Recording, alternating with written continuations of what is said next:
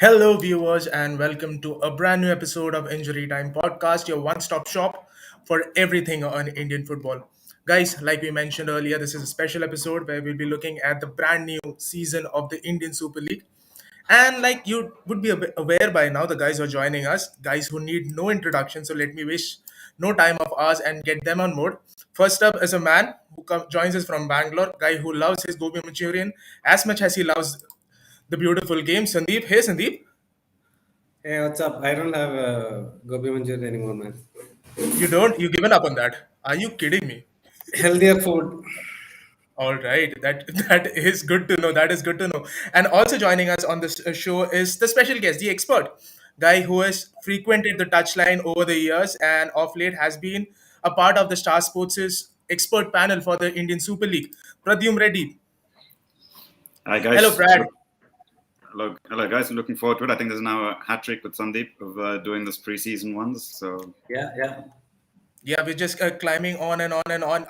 We guess you get joining us from Goa, where you are in quarantine just before the kickoff of the season. yep, very much so. So this is a welcome relief from the chores of quarantine. All right, guys. Like I was telling our viewers, it is all about the Indian Super League, which kicks off in 7 days' time from now. Next Friday is when the first match will be played in Goa. Brad, coming to you first. Season 8, quite a lot riding on it because teams have been busy preparing for it in Goa for some time. How do you look at the season as a whole? First up.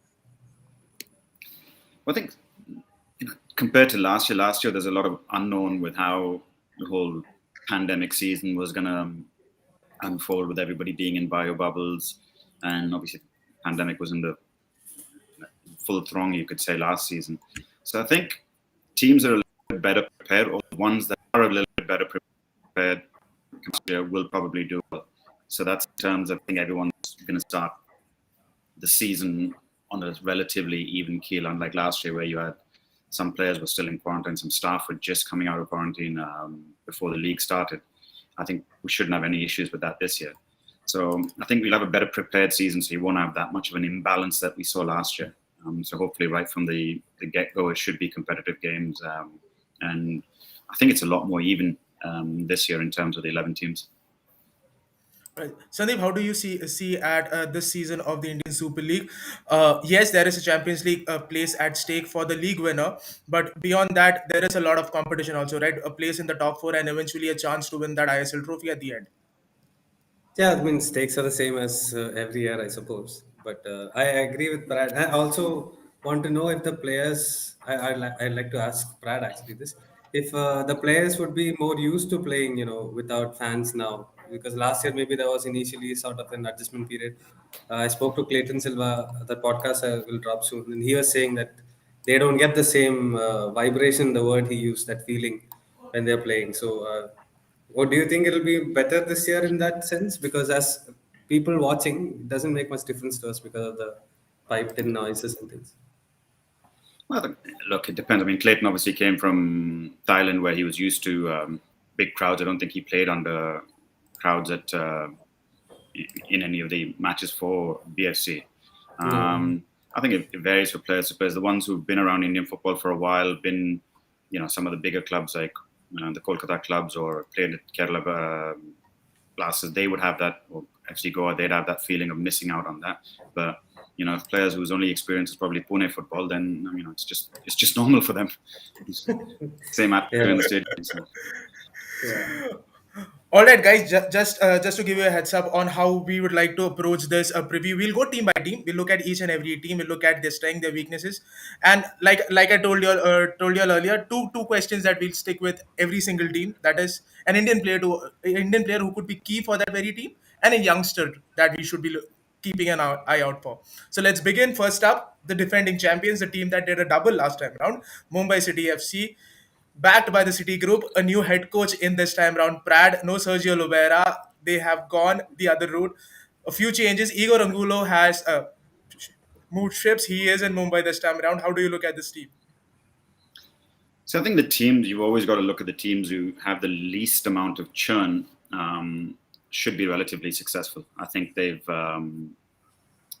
obviously the coach has changed, but that's expected. I mean, he was in Indian football for 4 years and he finally won the league, so he was bound to move on. I think knowing the City group, they've obviously done their homework and got in a coach who's more than able and looks like a CV looks very, very good, and it's probably the ideal fit for them in terms of somebody who matches the coach's ambition and the club's ambition.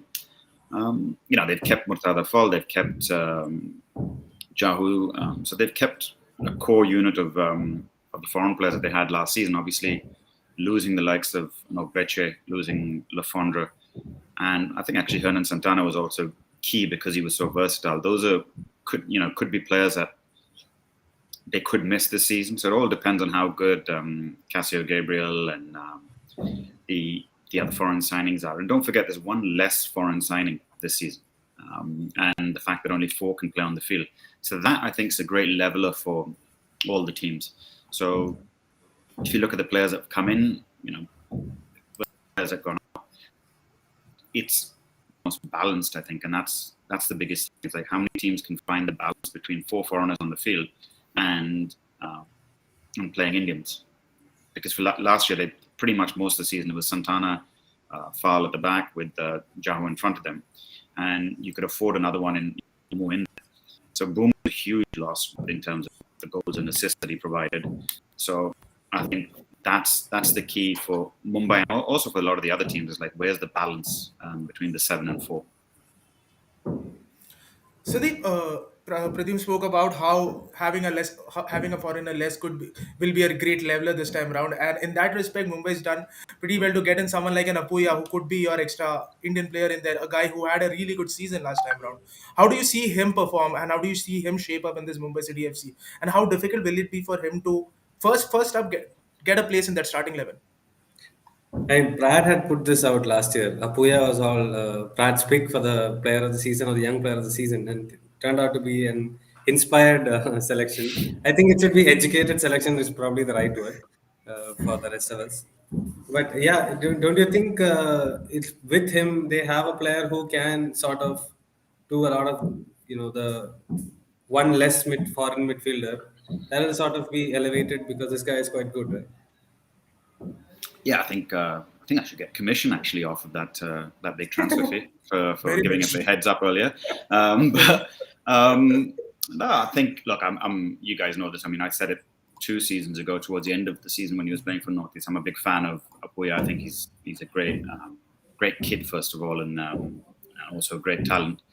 The thing in terms of the signing for Mumbai is they've actually got pretty decent Indian midfielders already. I mean, Roland Borges is somebody you probably put one of the first names on the team in terms of Indian players to play in the midfield.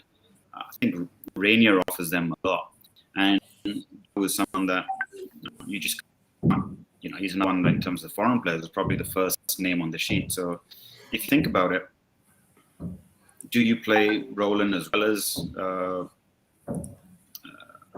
Apuya in that midfield, or do you need somebody who can play a little bit further forward? And whether it's one of the they just need that little bit of creativity. So, where do you fit a Brad Inman in? Where do you fit a Casio Gabriel in? So I think it's going to be tricky. It's not an automatic, starter in terms of getting the right balance in that team if they play the same formation, etc. Because they've just got quite a few players who can play there. But that's not necessarily a bad thing. I think championship teams need to have that many good players in positions, and especially because they're going to be in the AFC Champions League at the end of the season. So I think there's a long-term view as well with him as in the midfield.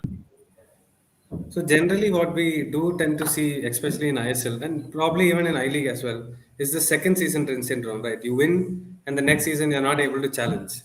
Maybe it's the motivation of the players has gone down, or they feel like, oh, I've achieved. So you have to sort of keep them, at that same level mentally, emotionally, everything. Is that going to be harder now because there's a new manager coming in and he has his motivation personally? So is that going to be different because the manager has changed how the players will take it? I think it might actually help having a new manager. You just get a fresh set of ideas that will help bring a new identity to the team. And I think for everyone, there's 4 foreigners is how you adapt to that is going to be crucial. In terms of the teams that can find the balance immediately, quickly, that's the ones who are going to be successful. Because look, in the league, I think back when it was 4 foreigners, it used to always be most teams would try and go top heavy. That have 2 foreign strikers, a foreign midfielder, and 1 foreign centre back. And then I think Bengaluru FC in 2013, when we won it, we were the first ones to probably go with 2 foreign centre backs and just 1 in midfield, 1 up front. So it's a question of, do you want to outscore the opponent and accept that you're going to concede at the back because it's going to be foreign strikers against Indian centre back, and there's a shortage obviously of Indian centre backs across the league. Yeah. Or do you try and play it safe and make sure that you're compact at the back, and then you say, all right, you rely on your Angulos or your big name striker that you have in your starting 11 to win you the goals. And I think that's where, coming back to Mumbai, they don't have that versatility because they've only got 1 foreign centre back in Murtada Fall. So they don't have the options to tweak it around as much as maybe some of the other teams do.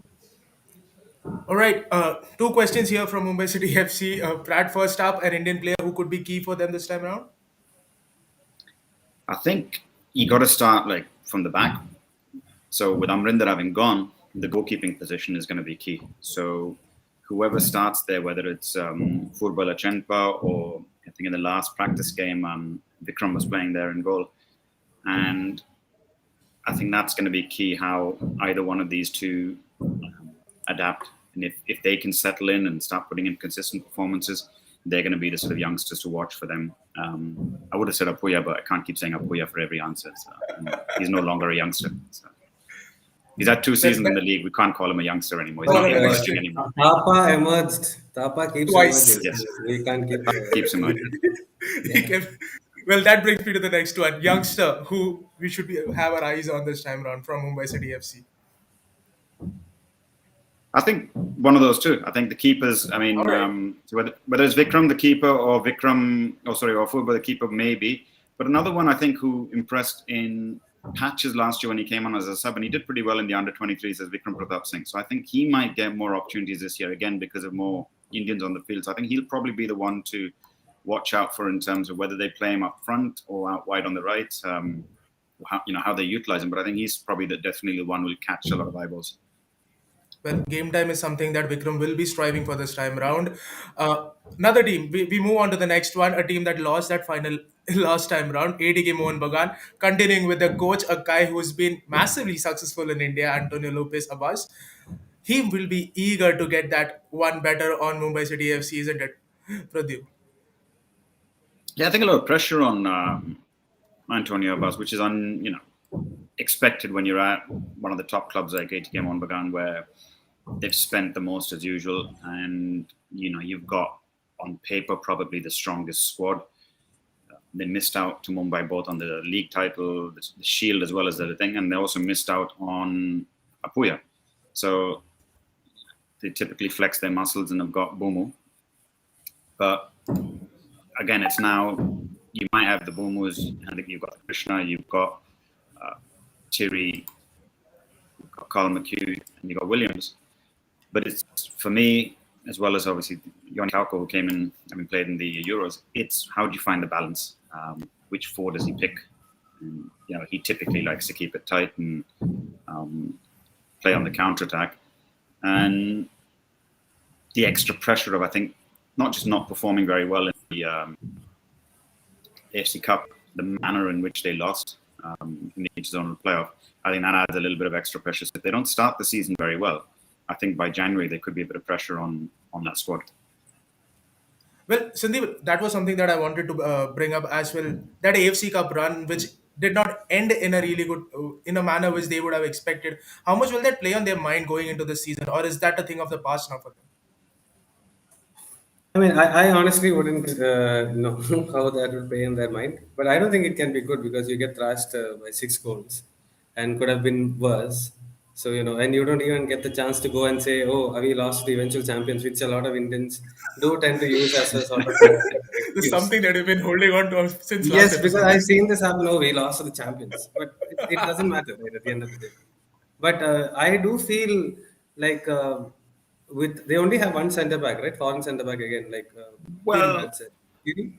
not, but McHugh can drop, I think. Carl McHugh can play in there. So, and the thing is, because he plays with the three, he doesn't really need to have two foreign centre backs. So he's got that option of if Thierry's out, Carl McHugh can drop in there and he can use one or the other. Um, and the advantage now is McHugh dropping in doesn't necessarily weaken their midfield because Noni Kauko can play in there. I think Bumu gives them a massive amount. I was just doing some of the statistical stuff for them in terms of what's gone out of the team and what's come into the team. And you look at the players that have gone. Obviously, they've lost Javi, they've lost Edu, and they've lost. They moved on to other teams in the ISL, and the other one was top of my head, I can't remember. Marcelino now. It's only 4 goals that those 3 players contributed, those 3 foreigners, and 1 assist from Javi. So, in terms of what they've lost, isn't much. In terms of what's coming in, you've got the likes of Bumu, you've got Liston Kalaso, you've got Ashutosh. So those 3 players alone provided 12 assists last year and 5 goals. So, in terms of what's gone out and what's come in, it's significantly better off. They've done well in the transfer market that way. So there's a lot going to be expected on Liston and Bumu, whichever balance they find. So I think they've definitely got more goals in them, even though they were considered a bit of a negative team last year and hit people on the counter-attack. I think they've got more attacking input, especially in the league at least. So, do you think? First, I wanted to ask us about Mumbai as well. Mumbai was a very free-flowing sort of a team. How do you think they'll adjust this year? And in the same way, Abbas has done this. I've always been a backer of a defensively strong team, but there is an argument that attack wins games, defense wins leagues. Do you think the way he plays with these many offensive players, right from Susai Raj and Ravi Das, right? Will they be able to, or will we see a sort of a more attacking Atletico? I don't think there is any precedence to this, but he gave a quote today that I want to play the style that wins the game or something to that effect. I think he's probably one of the more pragmatic coaches in the league, where he'll set his stall out to win the games. They don't concede much. They kept 10 clean sheets last year. The fact that Amrinder's come in, that strengthens them at the back. Ashu coming in strengthens him at the back. By playing with a back 3, he can make up for the loss of Jingan. He can beat them on one side, Subhashish Bose on the other side, or Sumit Rathi, who's done well. So his defensive options, he's got plenty. I mean, he can play. It effectively becomes a back 5 at times. So when it's a back 5 and you've got Prabir in that back 5, Prabir's been a right back, started his career there. So even within the same personnel, he can go quite defensive and soak up pressure. And you've got like Sabomo and Krishna in the team, David Williams, Liston. And I think having Soseras come back from injury is almost like a new signing. And that's another player. So you've got 5 players who are definite goal threats. So I think there's no doubt that if they can keep it tight, they'll always nick a goal here and there. And they did it last year. And yeah, I agree with you, Sandeep. I mean, you don't have to play all this. There's this temptation to everyone wants to play this free-flowing football and et cetera, et cetera. At the end of the day, what matters is you make the top 4 first in the ISL, and then after that, then it's cup football almost. And then that's where it can be. You've got to make sure first how you approach it in a 2-legged match in the semi-finals, and then how you approach it in a one-off final. And if you look at over the last couple of years, the history of who's won it, Bengaluru won it playing pragmatic football, you can say, under Carlos. And then the next year, Habas won it playing that kind of football. And last year, although Mumbai won it with a different style of play under Sergio, it could have all been different in that penalty shootout in the semi-finals if FC Goa had nicked it. So I think you've got to play what suits your personality as a coach, but there's no right and wrong. I mean, if you look at the history of the league, the teams who have played the way Habas, Carles, and others have approached it, more likely do win the title towards the end of the season. As you said, defense will win you the title. And not to mention, ATK backline had the worst game in the final, Yeah, which is so uncharacteristic of them. but that's the nature of this kind of competition. Have a one leg final. It's but and again they did blow it in the league as well towards the end of it by trying to be too negative, you could say. When I think a draw would have clinched it for them, and then they lost in that last game. So. Well, in a team filled with superstars, like that is the case with ATK Mohun Bagan, one Indian player who could be key for them, Pradyum, Jayesh Rane was someone that really really surprised us, not really surprised us, but really entertained us last time round. But he's moved on to Bengaluru FC. But who could be the one this time round? If you're talking about someone who's going to entertain, then listen.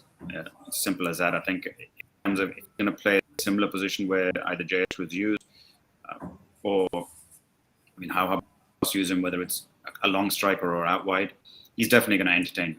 And his numbers proved it last year. And I think he's going to grow from that. We saw patches of it in the AFC Cup, but he's definitely one that's going to stand out, and hopefully Susay as well, because he was riding on him, unfortunately injured in the first game of last season. Right. So if he comes back to anywhere near the form that he was on, having him back is just a blessing for ATK Mohun Bagan as well as Indian football fans as well, because I think he's exciting to watch as well.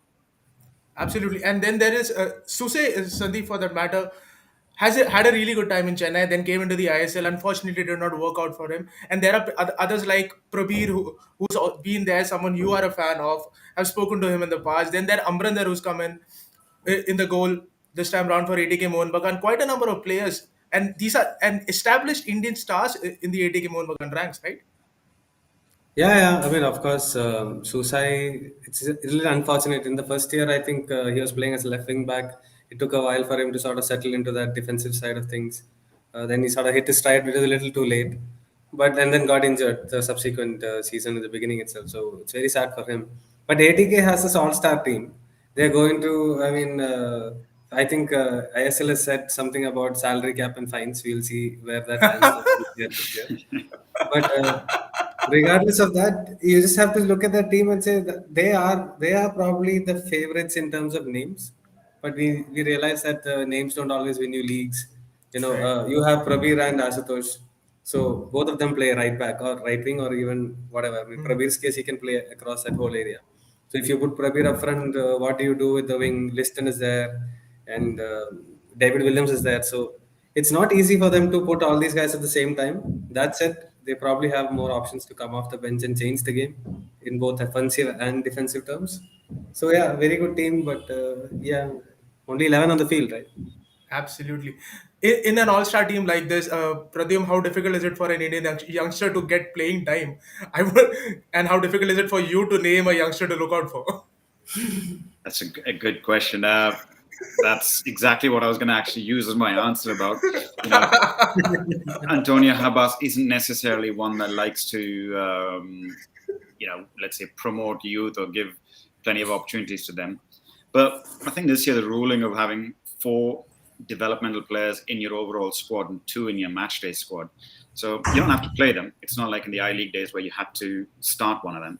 So he could, effectively just keep. There was precedent set by actually the assistant coach of ATK Mohun Bagan. I think if you remember the I-League days where Sanjoy Sen used to put these players on Lachey Sayadil, 20-minute cameos. Literally, 17-minute cameos, 20-minute cameos. So they used to abuse that rule.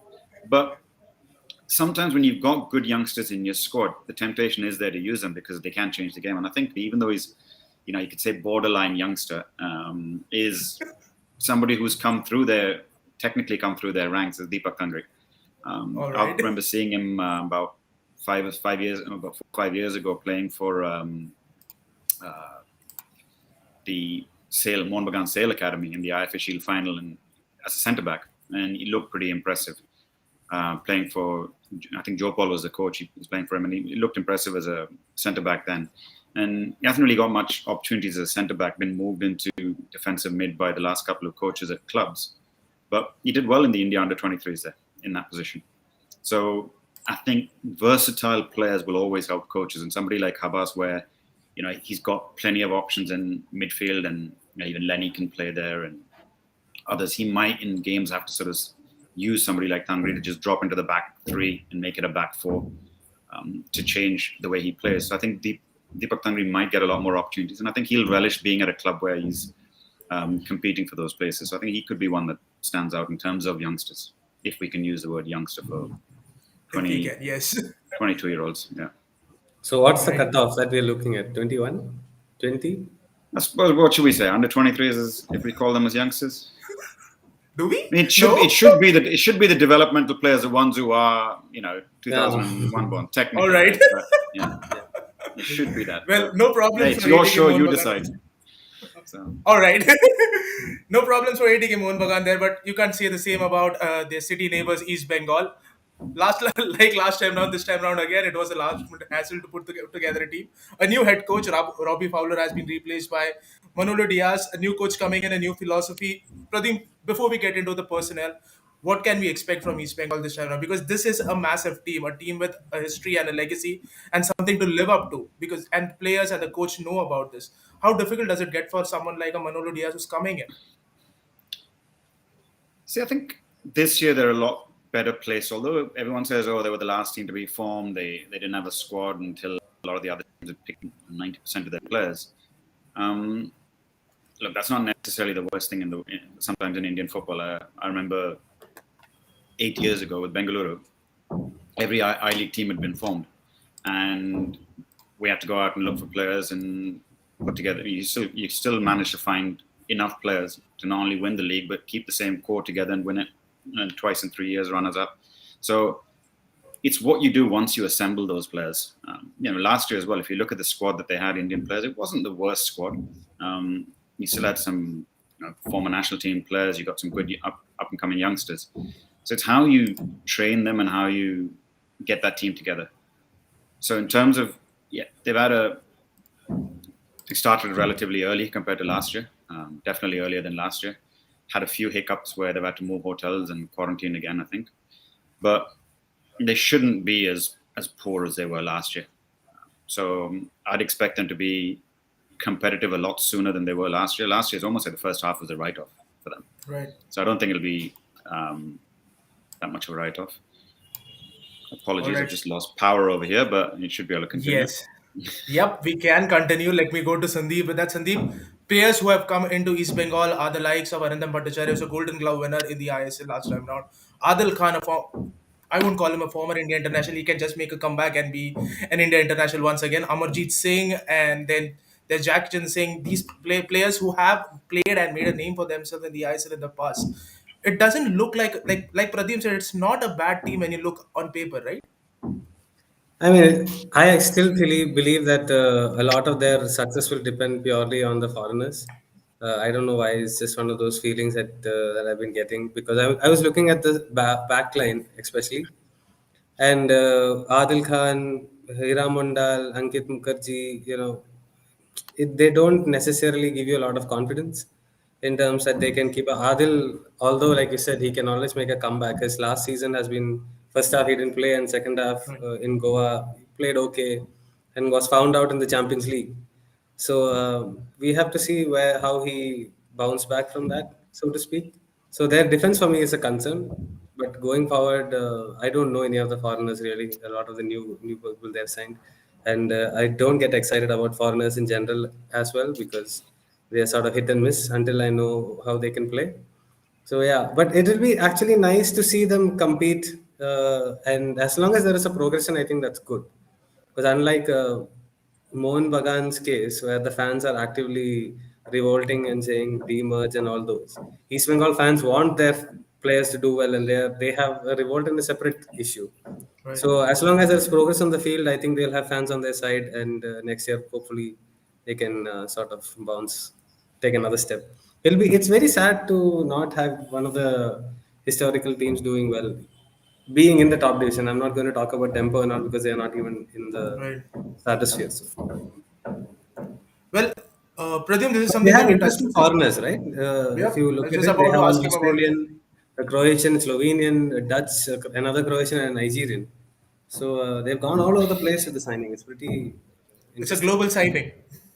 Yeah, Yeah, it them seems a and bit. Chennai are very interesting. It seems a bit strange. Normally, you'd get if you get a Spanish coach, you'd expect a sort of majority to come from a particular region, or the coach will pick players that he's familiar with. This is almost, it seems like it's an agency picking. They're all familiar, all come from the same kind of stable, as All opposed right. to what the coach wants. But hey, as Sandeep just said, it can work. Chennai's done it time and again, not just once, where you've got a random bunch of players who can perform. Northeast were the specialists at doing this, you could say, where they bring people from all across the globe and they just settle in and play really well. So I think just keeping the team, they should have, with the coach the way it is, if they can keep that sort of cohesion in this league, there's not that much difference between the players in terms of the Indian players in each squad. So it's how well you train them and how you can keep the unit together, and I think that's going to make a difference. And again, with like what Sandeep said, when it's 4 foreigners, the foreigners are going to make a difference. If you've got a striker who's going to score goals, if you've got defenders who can defend, something which something like some Kerala Blasters didn't have last season, and it's just simple things now with 4 foreigners and somebody in midfield who can offer that creativity. That could be the difference between you and the other teams, because the Indians pretty much will balance one another out. But Pradyum, this was a team that looked in shambles last time round, did not have a clear direction throughout the season. What should be the realistic target going into this season of the ISL? I mean, see, it's a tough thing because look, back in the I League days, irrespective of the fact that they weren't winning the I League, East Bengal, they were always the toughest place to go for a lot of teams. Even when Bengaluru was winning it, we'd always go there and That could probably was the only loss in that season for Bengaluru. yeah, but even if we got a draw out of an East Bengal game in those days, it would be like, phew, we got out of there with at least you got a point out of Right. it. Normally, there gets points, they come to Bangalore and take 3 points. And even like, I remember going back to my Lajong days. It's if you won, I remember there was a game where we won at home, having been a goal down to 12 game, we won 2-1. And it just felt like, even however the season went, it was like, oh, we beat East Bengal. And you could hang that, you could hang your on that in those days. And it's, if they can start being competitive now, that's it's a big team. It's teams that you'd be intimidated to play against, especially next year when we're back in when we're not in a bubble and we're going home and away. That's going to be one of the toughest places for any team to go and get points. And similarly, when they go and visit other teams, they're going to draw a crowd and they're going to draw attention. So if they can get back to even a semblance of that kind of intimidating, but they are. I mean, it's a big team, so they just need to be a little either consistent defensively or that, and you'll start slowly sort of building results. It's not going to happen overnight, but they can get back to the kind of team that they were. Well, Pradyum, two more questions on East Bengal. Is there an Indian player that we should be looking out for, or is this a collective that the team has to play together and the coach needs to come up with a plan? So I think it reminds me of like that similarities between like when Bengaluru FC was set up in 2013, where it's a bunch of players who, as you said, they're making their comebacks. Some of them have been written off. Some youngsters who not many people have heard of. So they've got similar kind of mix. So I think one or two of these guys obviously will have a point to prove, and they will do well. So the things, I think one of the veterans, one amongst your sort of Balwans, Jairus, Adils, Arindams, someone's gonna, maybe even a Haukip possibly, could surprise everyone and show that possibly he was written off a little bit too early. And if you were to ask me for a youngster amongst them, I'd probably have to be leaning towards more like Nauram Mahesh or Songpur Singsit, who did pretty well in the I League towards the end of it, and surprised a few other ISL clubs didn't go in for him while he was still available in the market, and then actually he was still available late in for East Bengal to pick him up as East Bengal. So I think he could be one that surprises a few amongst the youngsters. All right, guys, that about East Bengal. We move on to another team, a former ISL champion, a team that has always been on been among the top teams in the ISL, Bengaluru FC, but ended up losing their mojo last time round. Can they rediscover their mojo, Sandeep, this time round under Marco Perzaioli? Well, whether they'll rediscover their mojo, time will tell. But looking at the team, I'm not too convinced that they will be up there, at least one and two, top two. Um, what they can see, the thing with them is, look at them. Beke went. Rahul Beke was a big player. A big. They didn't really replace him. Harmanjot Khabra was a big character. Didn't really replace him either. Juanan and Eric left. They brought in um, the two centre backs, and Masua King was not. I didn't. For me personally, was not great during the AFC Cup, and we have to see what the level of the foreigners. I think Clayton is probably one of the most intelligent players in the league because he's really aware and his movements are very, sharp and precise and causes a lot of damage. Their only standout signing to say is probably Jayesh Rane, name value, if you go by name value. Maybe even Vidyasagar because of what he did last season in the I League. But overall, if you look at it, they are banking a lot on the youth players to step up. And that's probably asking maybe a lot because whatever said and done, Shiv Shakti, Damit, and all these youngsters have not really played in the ISL, not even in the I League for that matter. They have played in the local division, second division, Duran Cup a little bit. So we have to see how they adapt to the higher level. But the coach apparently is quite keen on high pressing and full action style of football. Can they do that over a course of 90 minutes to cause trouble for teams, especially with someone like Sunil up front who's in his late 30s now and probably should look to sort of save him for the most damage that he can cause, like that, which is at the opposition box closer to that side. So we'll have to see. I haven't really followed the preseason matches that they played. I know only that against Goa they lost. So I don't really know what happens in that sense. But it's a tough. It'll be a tough season for them. You can't put it past them because Brad will be the first one to say that look at the squad and you can't really judge a team on the squad because they won it like that. So Right. it'll be quite interesting to see. But yeah, the wing situation is quite interesting for me this year because I have finally got a bunch of good wingers or at least fast wingers. Udanta, Sunil, Vidyasagar probably is going to play over there. Clayton is there, Ashik, Leon. And So this Leon. finally they'll have a proper. Udanta is going to get really pushed this year. Like if he doesn't perform, he might not be in that level. So it's going to be a tough season, and let's see where they go. We never write them off, I'd say. Yeah, we'll never write them up, Brad. Isn't that the case? And there's always this aura about Bengaluru FC when you play against them, right? Even last time round when things were not going well for their Carles was sacked midway through, and when Coach Musa came, and there was always this aura that things could just change and they could just change things around in a matter of a game or two, and that is something that always carries this team through even in their difficult times, isn't it? I think part of that aura was obviously what they'd achieved as a team, and then also the personnel that they had. I mean, you look at their squad. If you're an opposition coach, and even irrespective of the result, when you see the team sheet comes out, and you look at the back, you've got Gurpreet Singh Sandhu in defence. You've got Juanan, who's been there for so many years in Indian football, and you've got in midfield and Eric Parklu who can win a game and provide that different little screening in front of the back four. Then the likes of Ashik Udantas, Sunil, and obviously I think Sandeep mentioned Clayton was super consistent last year. But what they lacked last year and for the last couple of years is probably a genuine number nine, or utilize their number nines properly. So I think it's all going to come down to that. If Prince Ibarra can be that focal point of their attack, then that gives them an improvement from the last couple of seasons, because I think Opseth and was just not the kind of player that suited them last year in terms of the way they played. I think missing Eric, missing Wanan is huge, because it's Right. not just what they brought on the field. I'm sure the leadership qualities in the dressing room, in training, all that's going to be a massive loss.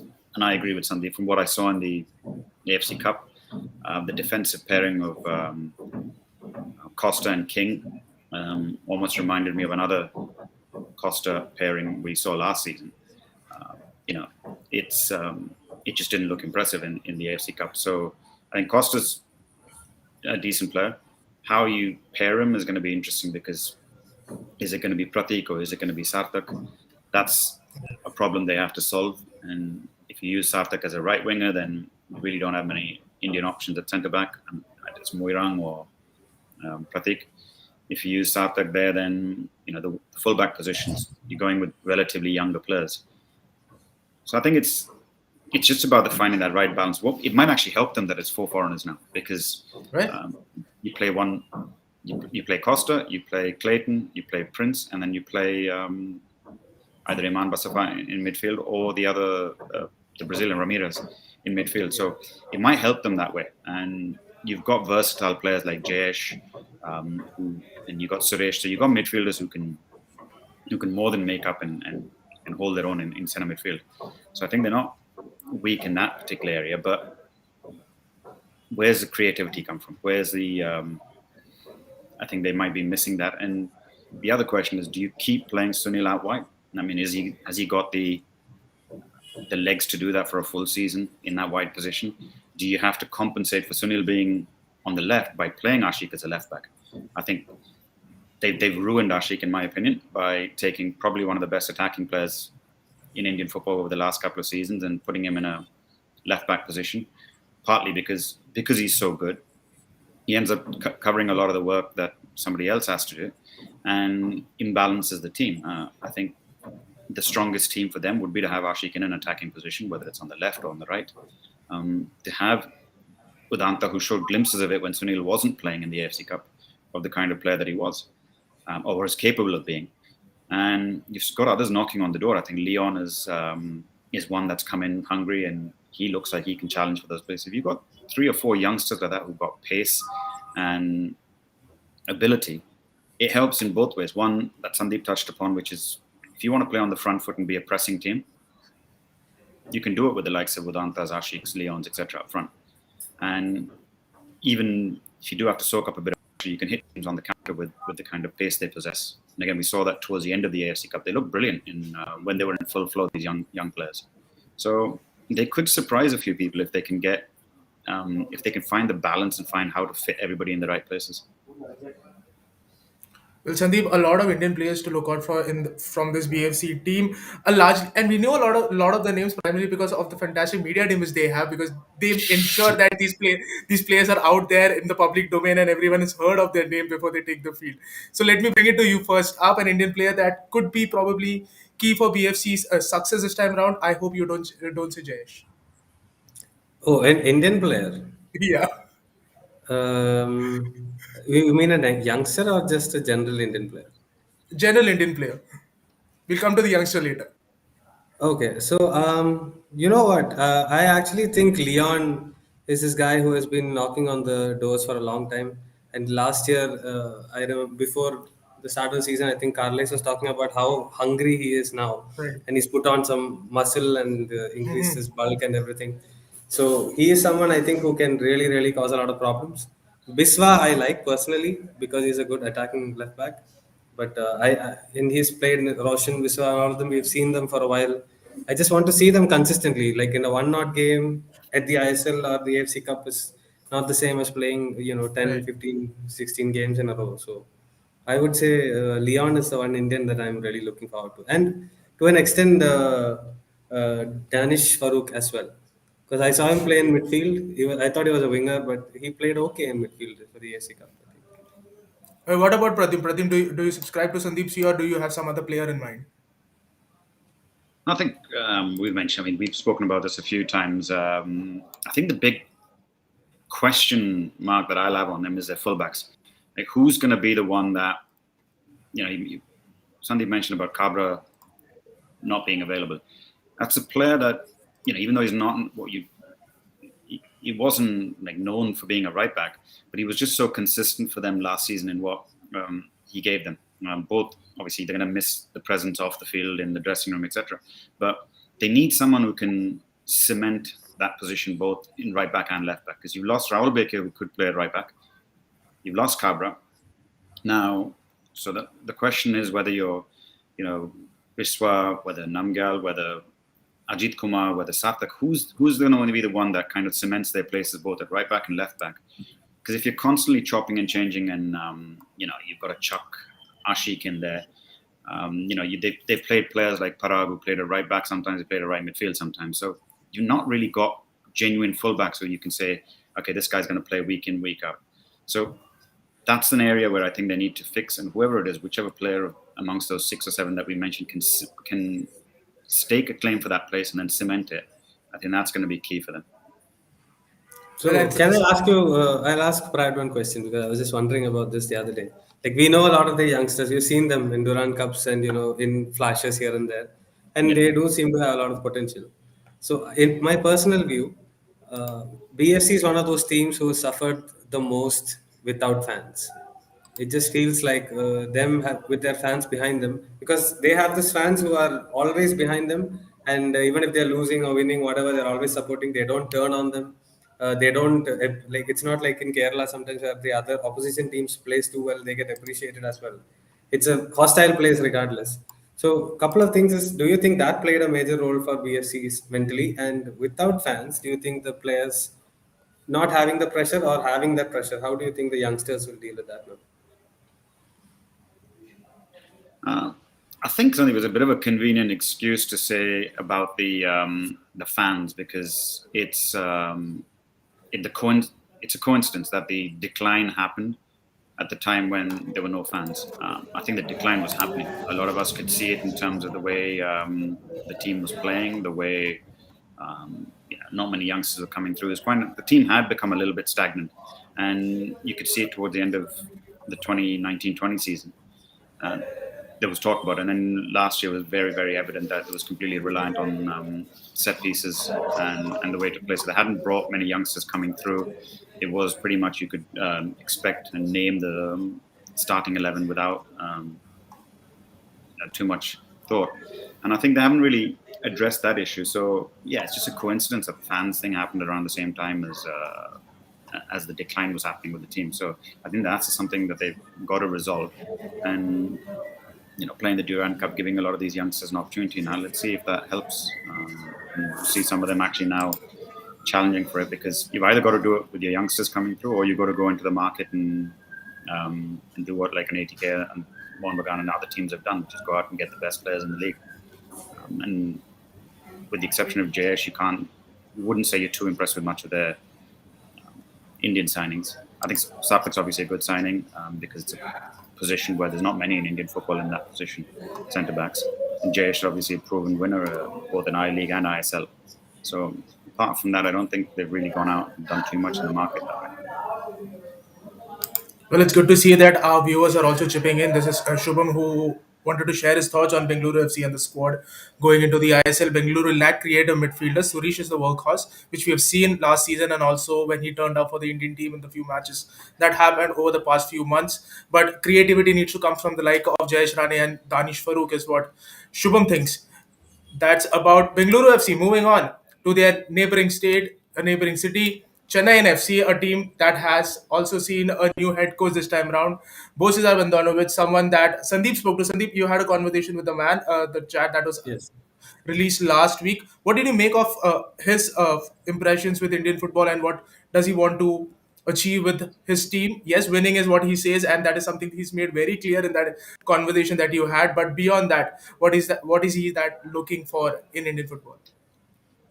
I mean, he was successful in Asia, so you have to give him that. So he that comes with a certain pedigree, I guess.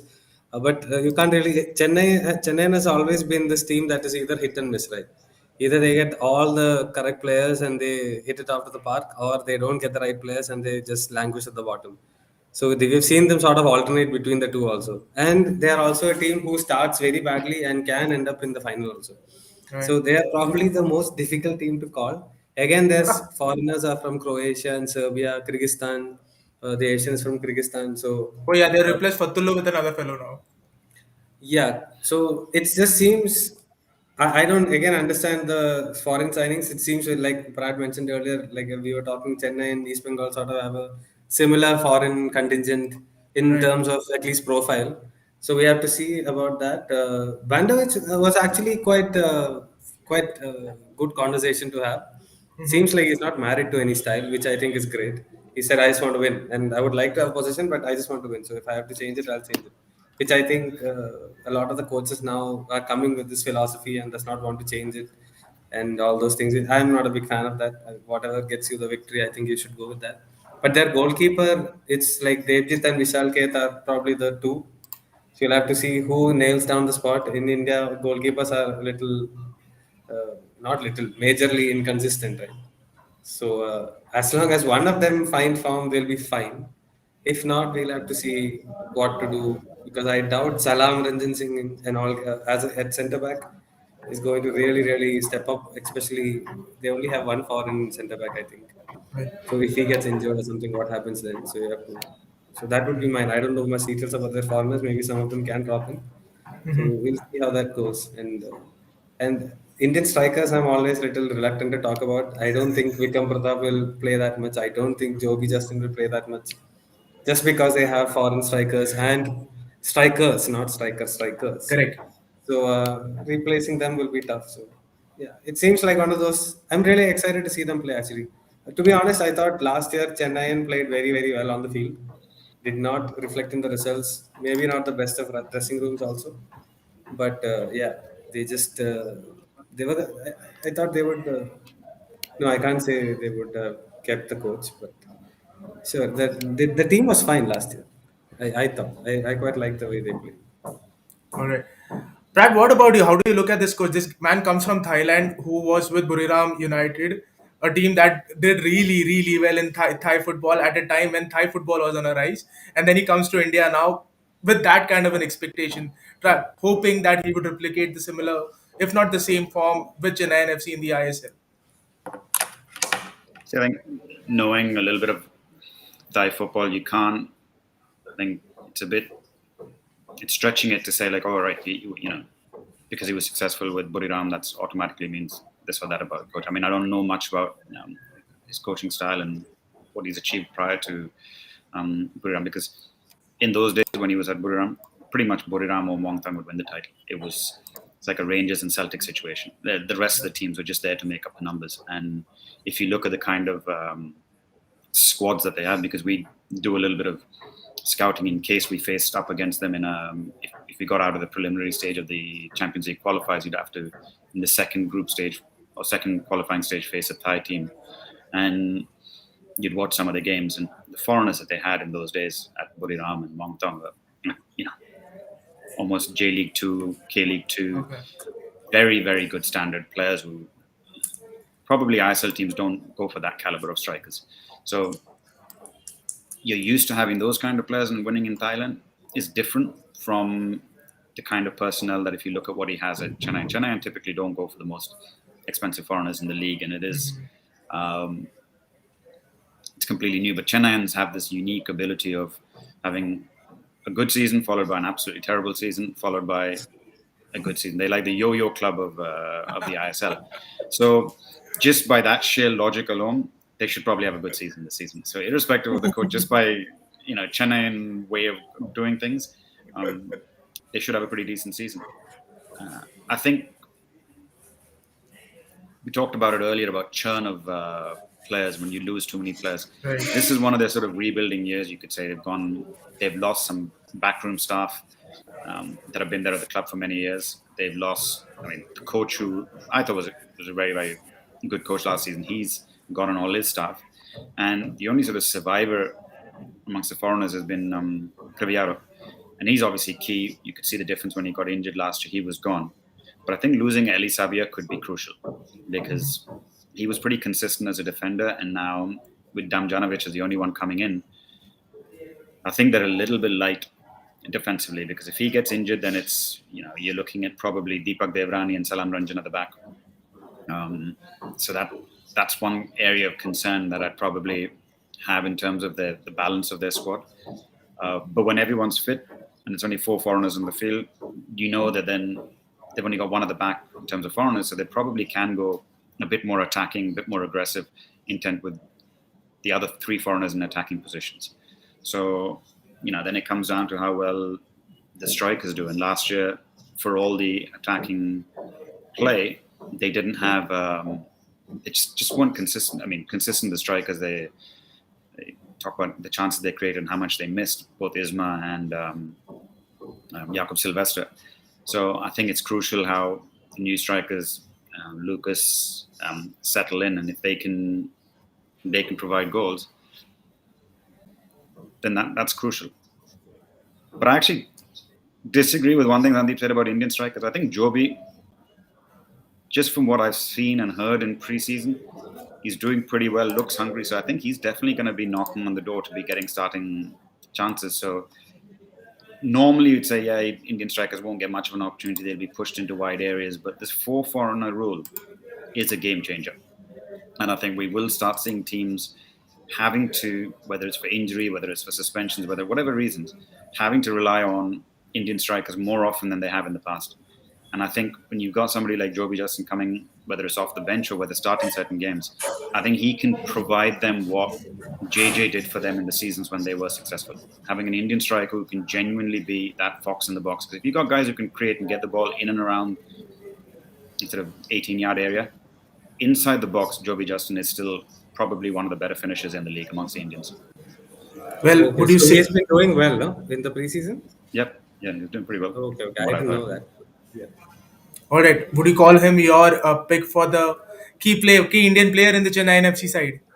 Yep. So you just segued straight into that. Yeah, he's my Oh, Indian yeah. player that I would. He's my Indian player that I would say keep an eye out on that Chennai team. Yeah, definitely. What about a youngster, like a youngster that we should be looking out for? Anjit Thapa. Are we still calling? Are we still calling him a youngster? Is he Or still young Jerry. emerging? Was it young Jerry? No, I think amongst the youngsters, it's a pretty tough one to pick. But I think I'm going to go with they've signed this kid Davinder, who was at Mumbai before. I Right. remember watching him a few years ago, thinking this kid had a little bit of potential and he could do well.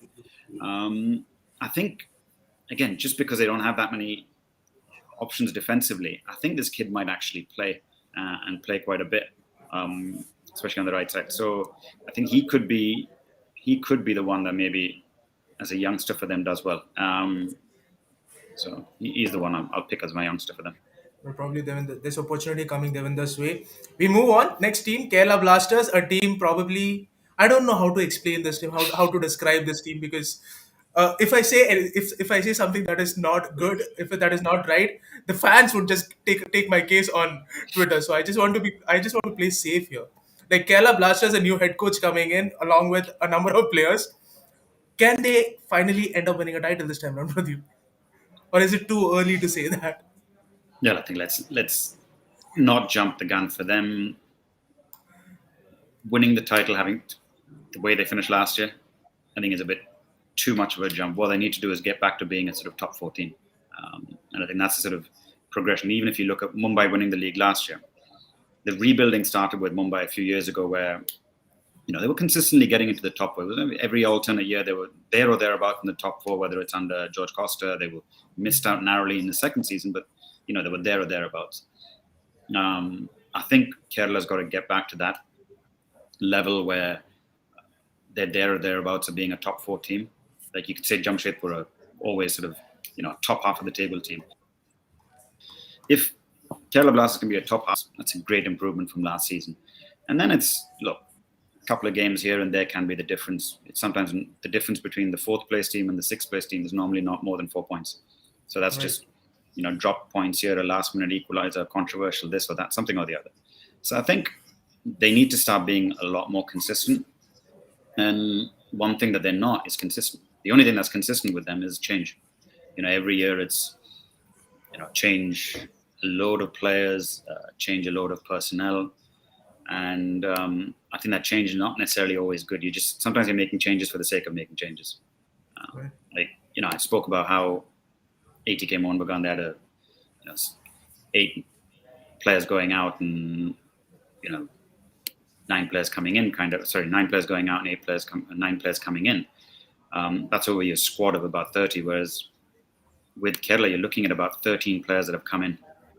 And that's including sort of young players being promoted and 10 players moving out. Every single one of their foreigners has gone out from last season.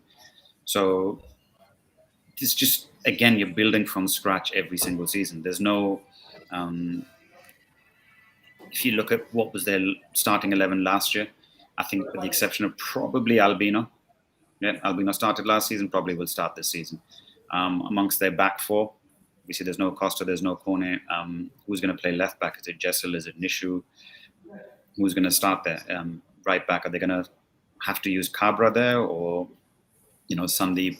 Is Dhanachandra going to play on the left? So they got three left backs, and they signed Sanjeev Stalin. So if you say Nishu is a right back, then you can say they have three left backs and three right backs with Sandeep, Cabra. So I think they've just got too many players, so finding that balance could be tricky. And then again, some of the foreign signings, if they do go with the two foreign centre backs, then will they leave themselves light in the midfield? So balance is something that I would just be worried about as a Kerala Blasters. If you're looking at that squad, I think it just doesn't have that right balance at times. So, but Well, some Sandeep, impressive names there, though. I mean, I like absolutely. Pereira Diaz and Luna. You got some very, very good attacking players, but they had that last season too. So you need to make sure that somehow you can fit your best players into a right system. That's what it comes down Well, to. Sandeep, Pradyum spoke about the squad and the balance is something that the team needs to work upon.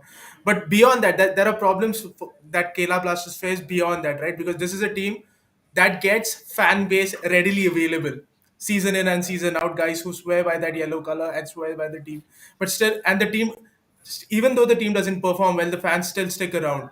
So where does this team go wrong every year? You can look at the recruitment. Like I thought some intelligent points which came right off the top of my head for Pradyum. This is what I keep saying, that these coaches see the game at a whole other level. But yeah, it's the same thing, right? You bought Stalin, Nishu, Jessel. Why would you need three left backs? And Nishu is very highly paid as well, so you Yeah. have to start him. Otherwise, but then you don't trust him because you bought in an under 17 World Cupper right into the mix again. So that makes no sense. Then they have Sipovic. I was not very impressed with him per se in Chennai, but they have signed him. Fair enough. And after him and the other Leskovic, I think is the other foreigner. Largely, everybody is inexperienced. Hormipam had a good season in the I League, but he's coming into the ISL into a new team. You have to see can he adjust. And Chencho looked sort of impressive from what I saw in the preseason games, but again, when we saw him in BFC, didn't really work for him. Can they play to his strengths? Because you have to play to his strengths for Chencho to do well. And Pereira Diaz was very good when Brad and all were facing him in Asia. It's been a few years since, so we have to see is he that good again, or as he sort of as you grow older, you sort of grow down in terms of level, right? So we have to see all those things. But what I would say is the fans always have high expectations of the team. But this year, more and more on Twitter and things, I've been seeing them saying we need to progress, we need to challenge for top four. So there's sort of a realistic expectation. They're sort of figuring that out. I don't know if that's a good thing or a bad thing when your own fans are sort of looking at it and thinking, okay, let's just go up and not go completely. We have to win the title. Probably a good thing, I guess. And what I actually want to touch on something that I've been wondering is Sahal, KP, Prashant. They're the three Malayali players that are sort of. If you go to Kerala, you always see them on all the billboards and things like that. And I wonder they probably need to actually push a little harder. Right. Sahal, yes, he scored that goal in SAF Cup. Yes, he's a national team player. Rahul had a good outing in the under 23s. But you have to look at them and say, okay, they haven't really. Sahal, maybe Rahul not so much because he's been playing only for a year or so. The other two, maybe a little bit more desire from them to maybe move up a level. Are they in the comfort zone in their own land, and they're sort of big stars in Kerala? Do you need to sort of push them a little bit more to get the best out of them? Because I don't know, I just feel like they have a higher ceiling and they're just not getting there, whether it's the coaching changes, whether it's the system changes. Sahel is a number 10, then he's a number winger, then he's in the midfield.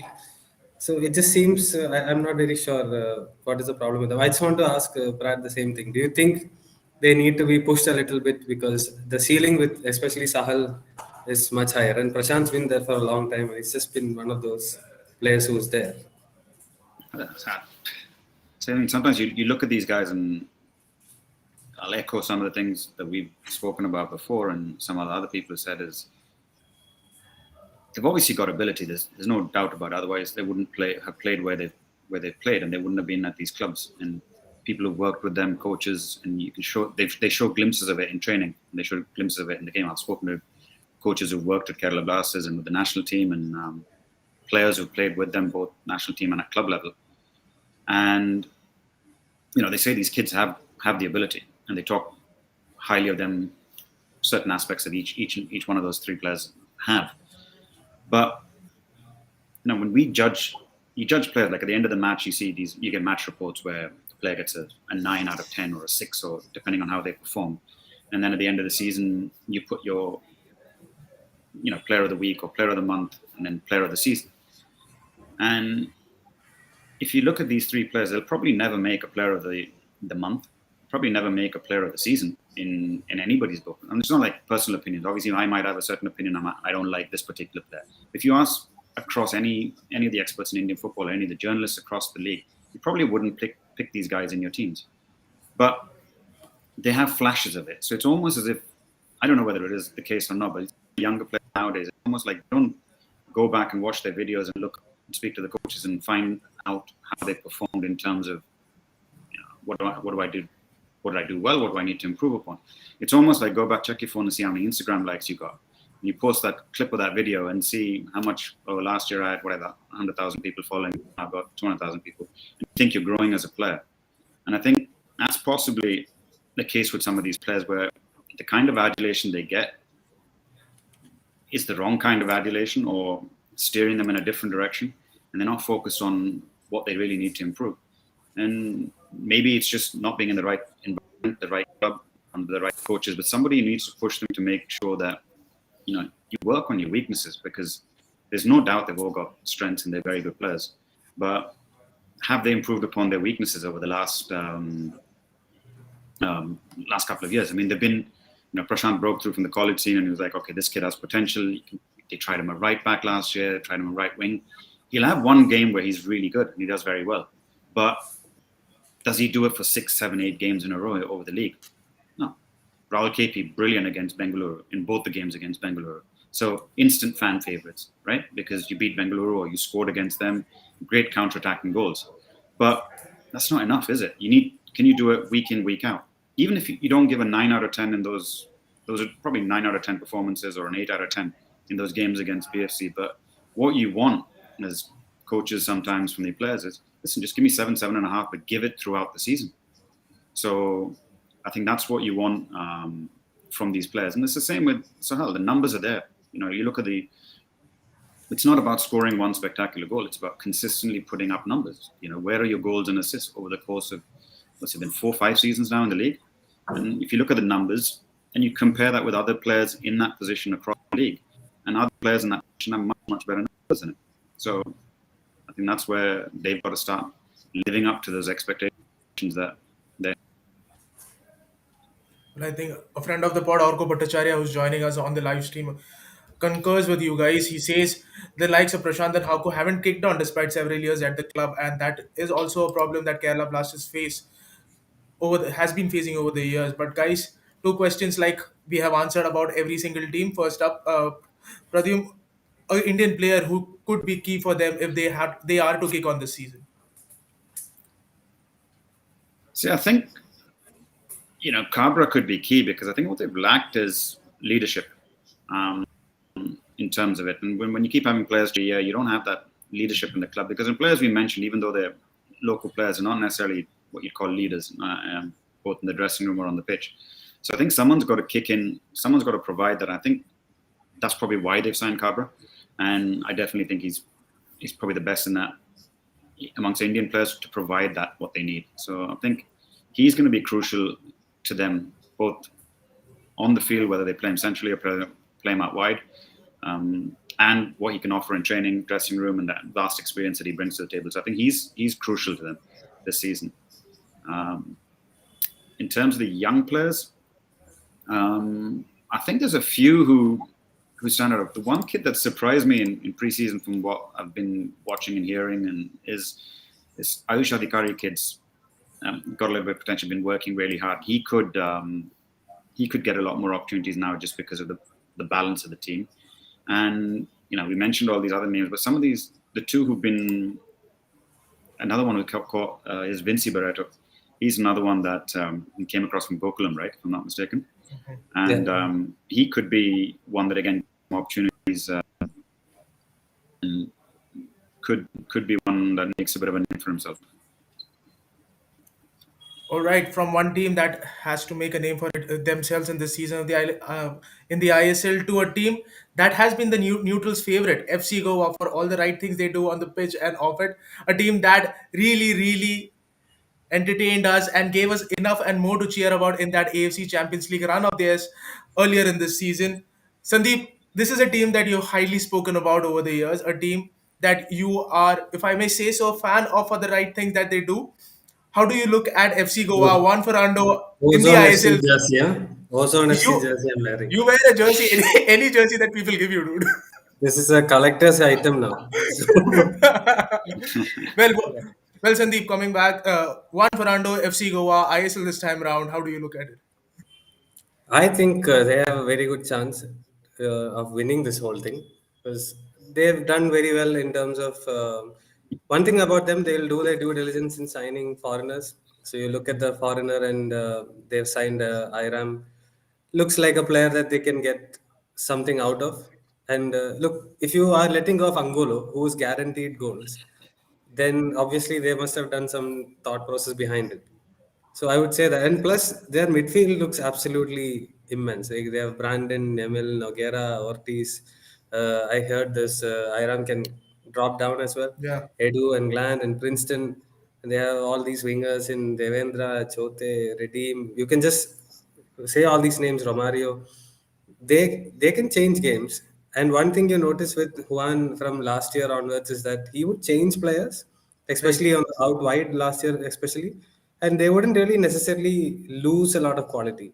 Not to say that they'll both do the same thing, but not too much in terms of the defensive work and shape and everything. And he did a sort of a tactical workshop for the journalists the other day, a few days ago, which was very, very helpful.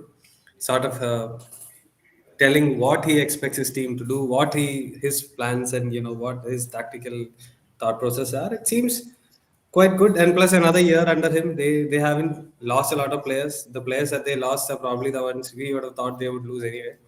Hmm. So it seems very nice, and they'll get Anwar Ali as well later Right. on this season, who was a standout player in the second division. When we were watching it, and he can score goals, left foot, right foot, free kicks. So yeah, it's going to be massive for them. I think they'll do really really well, and they have again brought new players through. So it's going to be a very good season for them, especially Nemil being a Malayali also. He seems he's got a lot of hype behind him. And he's from Calicut, where I come from. Him and Leon are the two players who I always want to do well. So yeah, they're going to be good, man. I really like one. I really like what they did in the Champions League. So looking forward to that. Well, I shouldn't be asking the youngster we are looking forward to this time around in FC Goa. We know the answer to that question. Yep, I think that's already been answered. That question's been answered. But Pradyum, coming to you, people like Dylan Fox coming in, Anwar Ali who'll join this team, will be allowed to join this team post the January window. This team looks good and looks really good and could, like Sandeep said, could go on to challenge for the title. Yeah, they should. I mean, they should be challenging for the title. I mean, I think last year you could say was a little bit of a rebuilding year with a new coach coming in, and again, what they do is they keep things consistent. They look at even though one was a new coach coming in, they had a core group of the players who have been together for a long time. The core philosophy of the club's been there for a while, and you've got, I think Edu Badia is now going into his fifth season, if I'm not mistaken, with the club. So you've got people who've been around the club and leaders, and they can bring that stability to the club. I think Dylan Fox is a very good signing to replace Donachie, someone with experience in the league. So I don't think in terms of foreign players there's any sort of drop off at all. They didn't have. They're going to miss Angulo's goals, but Sandeep said, you look at their recruitment over the years, they know what they're doing. When they let go of a Koro, they bring in an Angulo. They let go of an Angulo, they're going to bring in a Aram Cabrera. So and irrespective of whether Cabrera can produce the kind of numbers that his predecessors have, it doesn't matter because you look in the Champions League, they played without an Angulo, without a recognized number 9. And they still put in terrific performances against some very, very good teams. And I think they can do that again. You could see towards the end of the season as well when Angulo wasn't starting for them and they played Ortiz as a false 9. They've got other kids, Devendra, who did very well in the Durand Cup. You've got youngsters coming through who can fit in and gives the coach that tactical flexibility. I think, again, keep going back to this point about 4 foreigners, but if he wants to play with 2 foreign centre backs, he can. He can play with either Nora Dubadia. He can play Ortiz out wide. He can play him centrally. Even last year, you could see towards the end of the season where he played Ivan Gonzalez out as a right back in a couple of the games because that's what was needed to win those games or nullify the threat of an opponent. So I don't think there's any other team who's as tactically versatile as FC Goa. They've got players that can shuffle around and adjust on the fly. So as the game's going on, they don't need to make subs, even though you can't still make subs this season. So that's a huge advantage. Who's got versatile players? So I think that's the versatility, the fact that they've been together for a while, and I think they were very smart in starting their preseason early, getting the Durand Cup in with their main squad, and that's definitely gonna help them. And I think my favourites. They'll definitely make it to the top. I think I don't want to jinx it, but top 4 I think is a shoe-in for them, and they should be able to. I mean, they should be winning. I mean, don't forget they only lost out on a penalty shootout last year. So Right. otherwise, had they got through that, they probably would have won it last year itself. So that's probably a little bit a year ahead of the expectation with the new coach coming in. But so they're not far off last season, and I think they'll definitely be there or thereabouts this year. Well, And they injuries get are a coming. lot of goodwill as well, Goa, because they do a lot of the things right and they give a lot of their youngsters chances. It's probably everybody's second team. Like you might support a BFC or you might support some Kerala Blasters. They're probably a second team. Nobody really hates Goa also. Kerala Blasters fans don't like BFC and vice versa.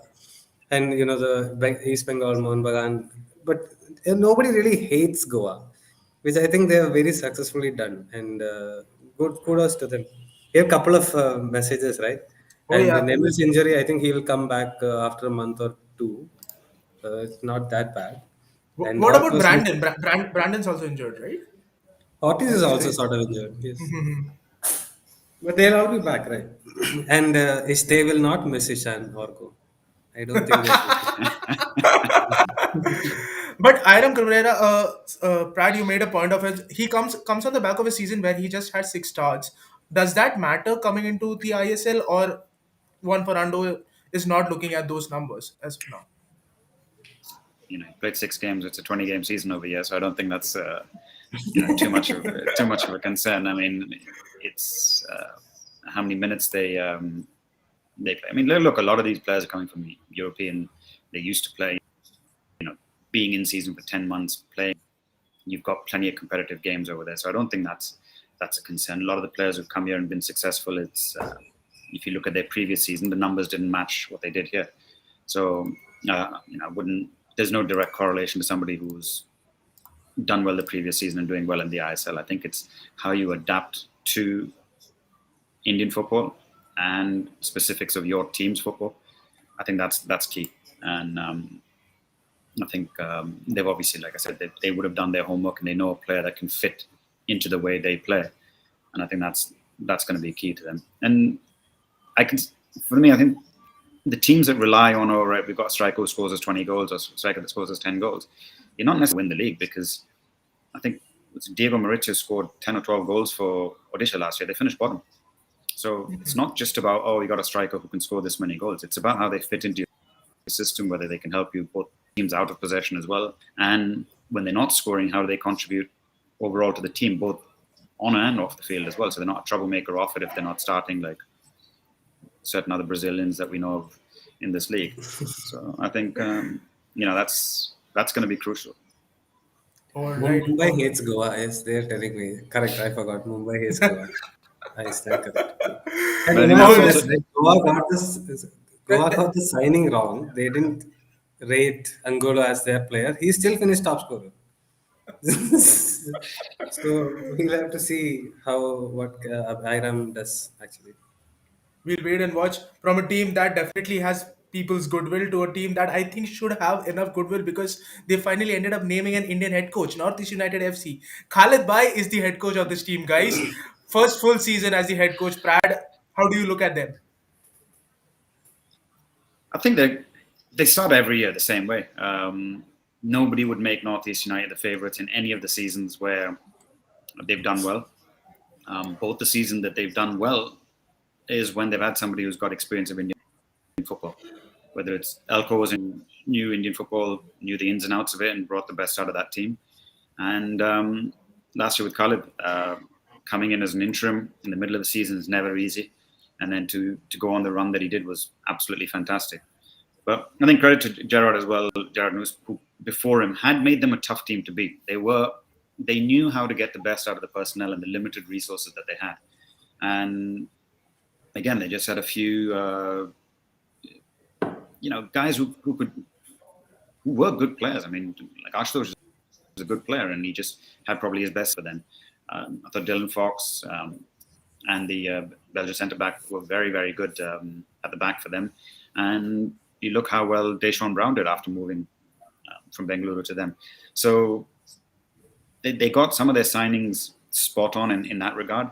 And they still have some very, very good players. Like I think Gallego's underrated for me. He's probably one of the best creative players in the league. And maybe if he was at one of the so-called bigger clubs or the ones with the better marketing departments and social media, there'd be a lot more spoken about him because I think he's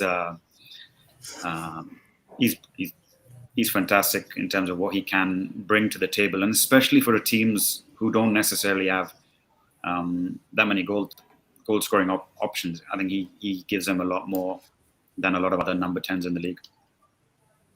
All right. And he works hard too, right? For a number 10, he runs a lot defensively.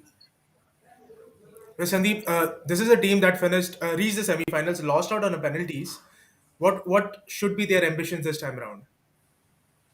Shouldn't their ambition be to at least match last year's performance? I think that's the way to go. They lost Apuya, who Khalid rated a lot. He kept saying same rhythm, same intensity for 90 minutes, and he's not seen that a lot. That's what he spoke about when he said. That's what he said when he spoke about Apuya. So he's lost him. Can they find a replacement? Nintoy is another one who's gone. One of our listeners just commented. It's absolutely correct. He was very key for them. But they have Roger Sella and also should be okay. And Gallego, like I completely agree with Brad. I think he is one of the best foreign midfielders in the country, offensively and defensively. But he's come back from a big injury last year. He had some niggles as well. So if they keep him fit, he might be a major difference. So I wanted to ask this to Brad actually. Couple of things about Khalid Jamil being named as a coach. How does that, as a fellow Indian coach, how does that affect the coaching sort of a structure in India in terms of morale and things? And also, you had some titanic ding dongs with Khalid when he was in Mumbai and Mumbai. You were in Bengaluru. So, is there any story that you can say about Khalid? I mean, everybody Well, loves him. All his players love him. Absolutely love him. well, to answer the first part of the question first, I think amongst coaching fraternity in Indian football, everyone's delighted that he was rewarded with the job because of the way he performed last season, and thoroughly deserves it. I mean, if you look at his CV, what he did with Mumbai, obviously just to keep them up every single year was amazing, and you could see the difference when he left and they got relegated. So that spoke volumes, and then to go and win with Aizawl, where his entire team's budget was probably less than the defending champions foreigners. Like Bengaluru's foreign players probably cost more than the entire Aizawl team. And, he went on to win the title, and I think Bengaluru finished fifth that season or fourth. So he finished ahead of the likes of East Bengal, Mohun Bagan, Bengaluru. So that's, very, very impressive what he's achieved. So, he deserves that. And I think if he does well, hopefully there'll be opportunities for more coaches to stake a claim and say, we should be given opportunities in the league. So, and to get to your second question, Sandeep, yeah, like from from my Lajong days against him, it was always battles with Khalid because of just the way he used to set his teams up. He was just very, very difficult to beat. I mean, that's his first thing. His teams were just very difficult to beat, and then more so if they went a goal ahead. I remember the first time we played them, they in the league, in the I League, they went 1-0 up, and the time wasting started in the first half of the whole. He'd literally be shouting to his players like "Girja, Girja," to stay down and hold on to a hamstring for. And then this is in the first 35 minutes into the game, and so when you beat him in those games, and without doing those kind of things, it will give you that sort of it becomes personal on the sidelines. And later, obviously at BFC, there was so many battles because we didn't beat them.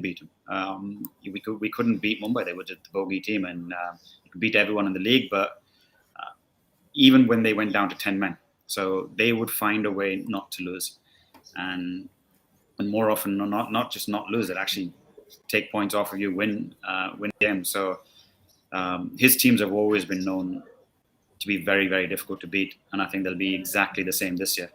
And one of the signings that's probably gone under the radar a bit is Hernan Santana. I think you get a player from a team that's won the league, who can play in the back four, and can play in midfield for you. I think that's a very, very, very smart signing by Khalid. And I think that's one that's going to help them throughout the season. I think they've got a couple of more astute Indian signings as well. I think the likes of Danmoya, you've got Gani Nigam. There's a couple of young players who can just surprise people, especially the way they play. They like to play on the counter. These are players that can suit that system and suit the way he plays.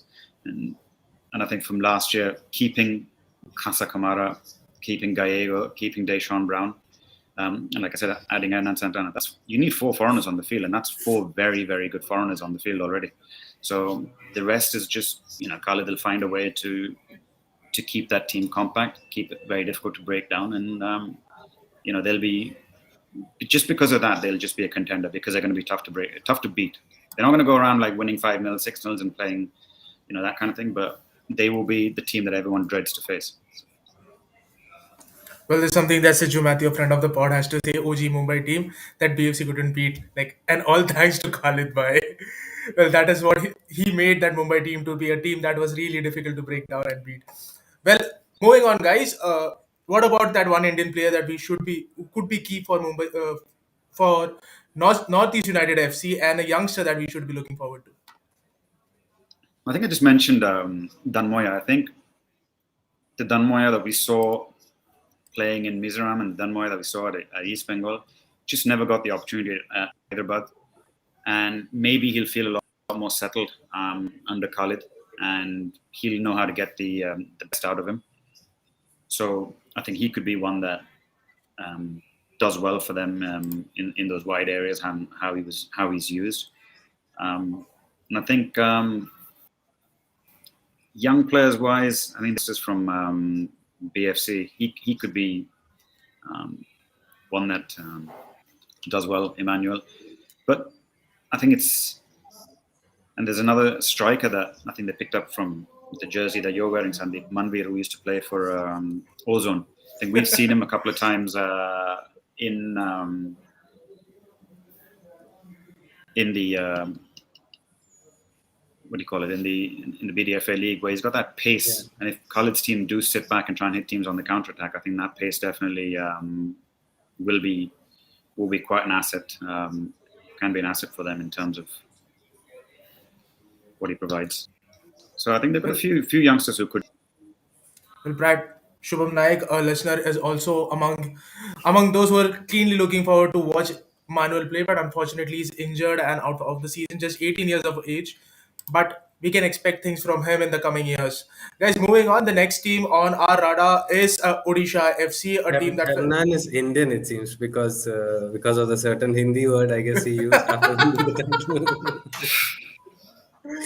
That's a comment that Ashu has put. Well, Odisha FC, guys, this time around, Can things work differently for them, or will it be difficult? Brad. Well, I think it can't go any worse than they did last year in terms of both where they finished and how they performed in all the Thank you, games. no I think that's relegation. yes. No, I think, but you got to look at it. See, certain teams. It's not just one season. Over the course of their existence in the league, I think they've got highest number of losses, and they're not necessarily. If you were to use those terms like relegation, they probably would be perennial favourites for that in terms of the way they performed over the last couple of seasons. They're not a top half of the table team. They've always been a bottom half of the table team. So it's again just similar to what we mentioned about Kerala. It's a big expectation to say, okay, this team's going to be in the playoffs. When it was 8 teams in the Indian Super League, a team that finished bottom the next year could finish top four. It wasn't significant to expect that kind of a shift.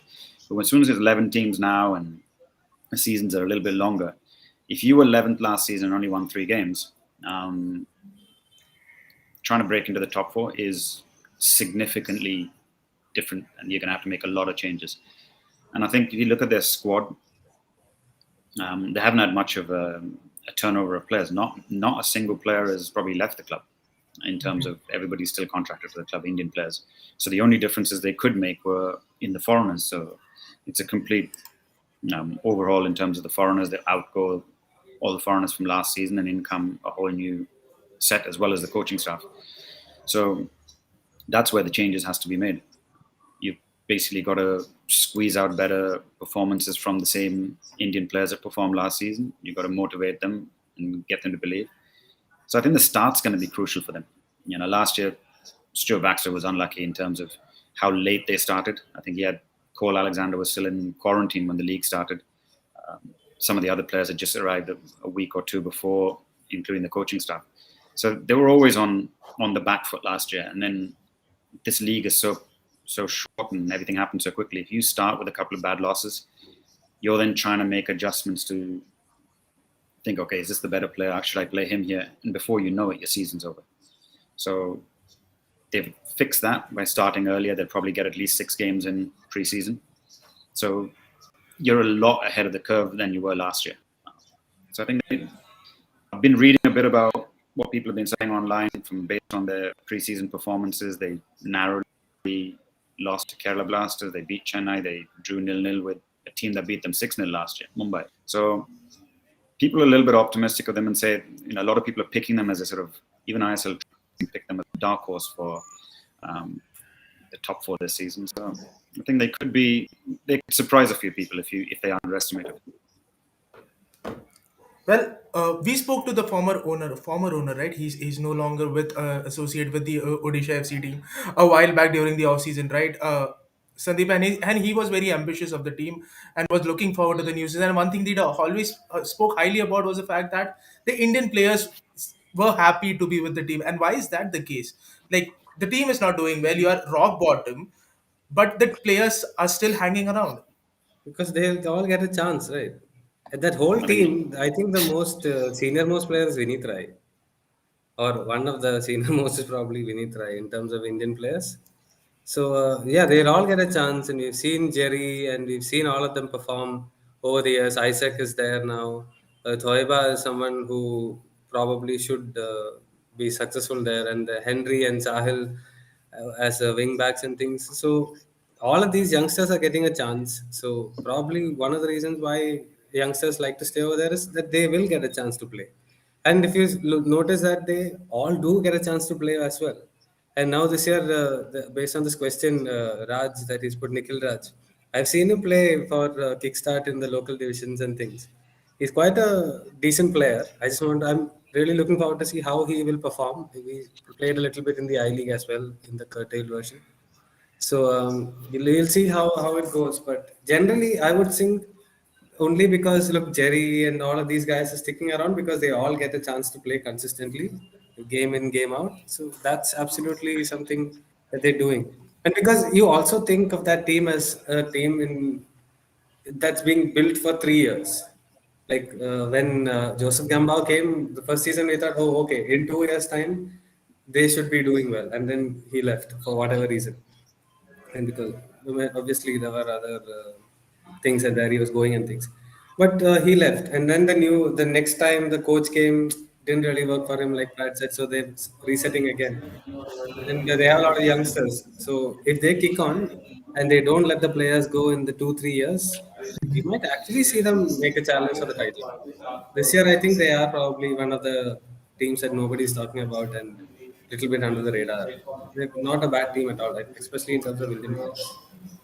Well, I I remember think Sandeep saying this always. Like Odisha has been built for the future, and that's one of the reasons that when you don't talk about them, but that future never arrives because things keep yeah. changing so constantly with that team.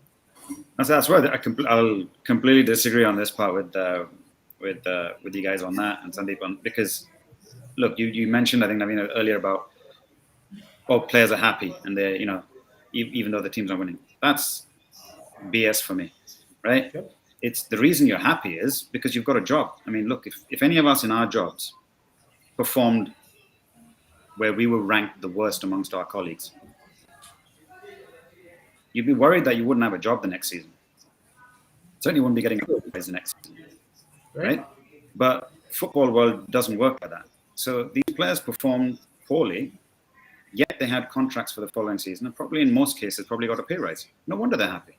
We would all be happy if we could, if our KRAs at our jobs were, you can finish last, you can be the worst performer in your, when you do a review at the end of the season, your review can be you were the poorest employee, but don't worry, you'll get a 10 to 20% pay rise.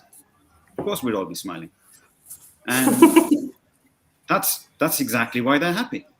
So, if, as you mentioned earlier, if there was relegation, look abroad. If there's Things would have been relegation, most different. people have relegation clauses in their contract. So if you're Right. on, 20 lakhs a year, and the team gets relegated, the next season you're probably down to 5 lakhs a year, or certainly not getting 25 lakhs next season. So that is a fundamental problem with some of these players at this club. So somebody mentioned, oh yeah, Vinith Rai has been there for this many years, or this player has been there.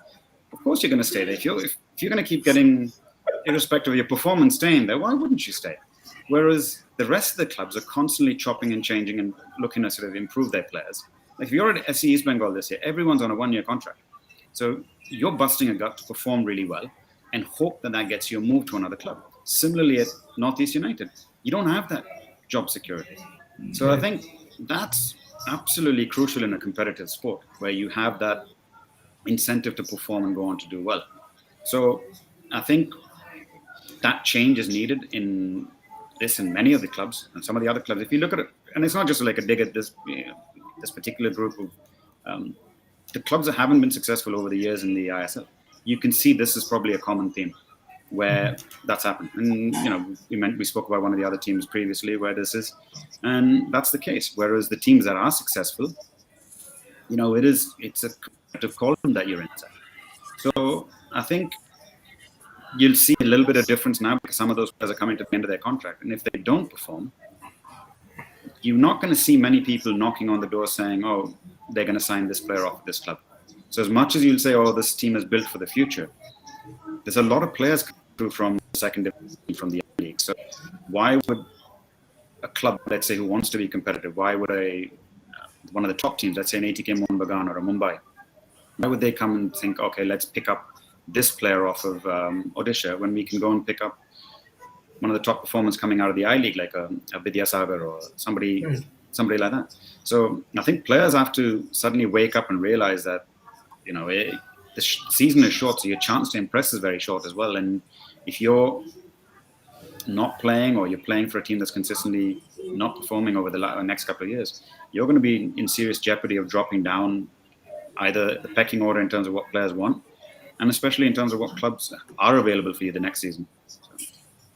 Right. Well, one player who's been with them for quite some time is Daniel Lalampuya, and this is what Roshan wanted to know from you, Brad. How do you rate Daniel Lalampuya's chances of playing alongside foreign strikers? In the past, he's got enough opportunities. It's not the lack of opportunities in this man's case, right? See, I mean, I'm a big fan of Daniel because of the BFC connection. We signed him when we were there and had a lot of hope for him. I think, unfortunately, with Daniel is you can't call him a number 9. He's not really an ideal number 10. So he all ends up becoming this 9.5. So he's neither here nor there. The lack of pace prevents him from playing as an out-and-out nine in certain games, but he does all the other things very well. I mean, he holds up possession. If you watch him in training, he scores goals which you'll think, wow, this kid's, you got to play him more and you got to give him more opportunities, and he'll do it. And unfortunately, whether it was at Chennai and Chennaiins, everywhere he's been, it's just not clicked for him. There's moments where he almost scored, I think for Delhi Dynamos a few years, almost scored the goal of the season where I think he chopped, like Zlatan style, 3 or 4 players in the box one way or the other, and then the tame finish at the end he didn't score. And he probably needs that one goal early on in the season to give him that confidence. And I think then he can go on to be a good impact player. I think he's not going to be somebody you're going to start and play week in, week out, especially when they've got the likes of a Jonathan in the team. But he's got to then learn to adjust his game to, can I come off the bench and make an impact? Because he's got all the skills in terms of ability. He's got all the tools in the box.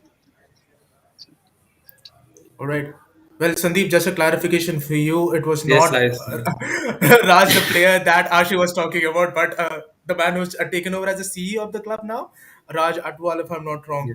But Uh, I saw what I wanted to see, I guess.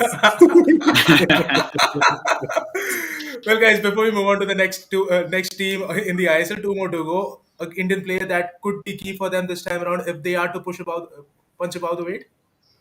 I think Sandeep mentioned about Toiba. I think he got injured in the very, very first game of the season last year and wasn't available until the end of the season.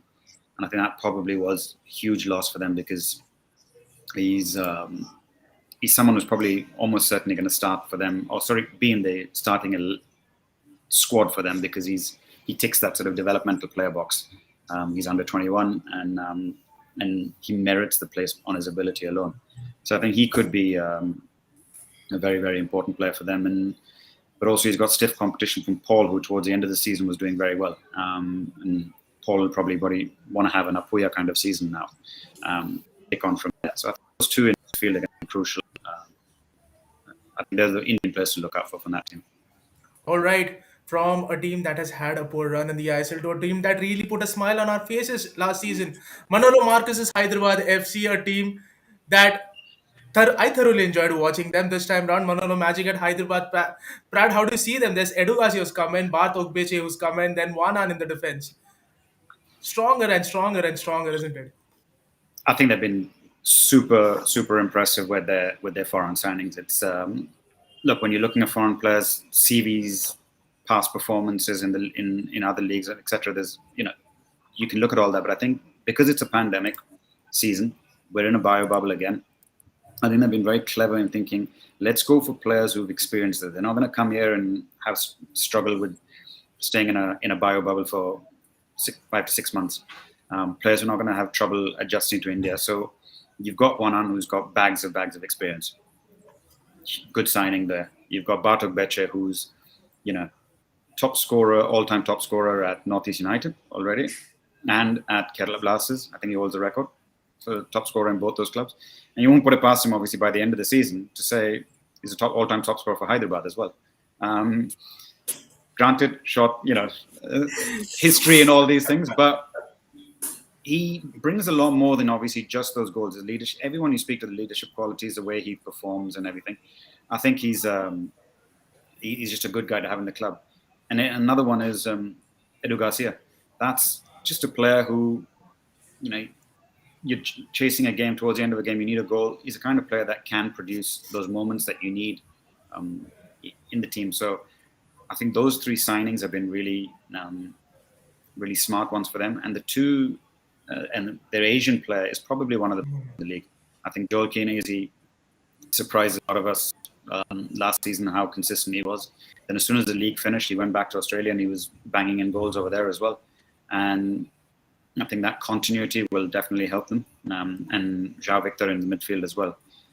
And the other signing that they've got is a youngster who's also meant to be highly rated. So I think their foreigners are probably one of the best in the league, I would say. So I think that's what makes them a threat. In addition to, obviously, we saw what all the Indian players did last year, and that's they're consistent. They haven't lost any of their with the exception of Liston, they haven't really lost Yep. any of their good Indian youngsters who broke through last season. And I think it's good business for them in terms of what they did with Liston. They made a profit on it, and they've looked to strengthen in areas where they were weak. Possibly say goalkeeping is an area where they're not as strong as some of the other teams, but the rest of the team looks pretty solid. Well, biryani or not, I'm a Hyderabad fan. You know why. Well, Sandeep, Manola Marcus is someone that you have spoken highly about in the past, and you also had a opportunity to chat with him at the end of the last season. Second year in the ISL, what do you expect from him? I think same only because I really enjoyed the podcast we did with him. He seemed to have really helped the youngsters up and coming. And there was a story that he said about the time when he took the blame on himself for a result. Right? He said I should be sacked because he saw on the players' faces that they were not at the right mental state for him to say anything, so he took all the pressure on himself and deflected everything away from them. So these are the things that you pick up from a coach who knows the psychology, right? I'm not saying others don't do that. I'm just saying that he did it because he told me this is the reason why. And he did a fantastic job in terms of building up the players also. You see Yasir shooting from everywhere Right. because they gave him the license to shoot. Certainly, Hitesh Sharma was a player. All the two wing backs, Akash Mishra and Ashish Rai, both of them had a great season. Liston managed very well how he broke through because there was a lot of hype about him. Kept him away for the longest time. Sort of revitalized Chinglen's career as well. So now, if you look at the back four, all of them can pass very well. All of them can pass very well, and they probably have the two Indian first. Probably should be the first choice wing backs or left back and right back. So they have all these things. Only question I wanted to put to Brad is this: Santana was sorry, yeah, Aridane Santana was such a major force in the way they played because he sort of held the ball and brought players in. Okpeche probably not that kind of player. So how do you think they'll have to change their style a little bit, right, to cater to the way Okpeche plays? Look, I think again, it was Aridane gets a lot of plaudits because it looked like geeing up the players, being that kind of leader. But the fact is, the harsh fact, they didn't make the playoffs. And with a striker like him, you're not going to make the playoffs because he's not consistent over the course of the season. He has flashes of brilliance, he brings others into play, but doesn't do his job, which is carry his team across the line. Towards the end of the season, whether it's niggles, injuries, fitness, whatever, it was exactly the same for Odisha. When he came into Indian football, impressed at Odisha, and then towards the end, fizzled out. You're fizzling out in a 20-game season. Didn't get them across the line. I think he got injured towards the end at Odisha as well, and the goals dried up. It was exactly the same case in Hyderabad last year. Whereas if you look at Ogbeche, he's got his team across the line at Northeast. He did it. He went a step further with Mumbai. Obviously at Kerala Blasters, it was an uphill task, but even there, he almost single-handedly was getting them across the line in games.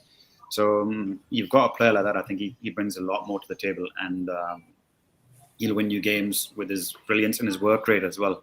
I think off the ball, he gives them a lot more in terms of quality, in terms of possession, and not just a sort of an aerial outlet, which at times Aridan, that's what he was. He was just you could play into him, he'd hold it up, and he'd bring the wingers into it, which was good. I mean, you've got the likes of List and Yasir around him. He brings other players into the game. But look, your job when you paid big bucks as a striker is to put the ball in the back of the net. And in this kind of a competition where there's a playoff, your job is to get your team across the line. And I See, think this is the difference.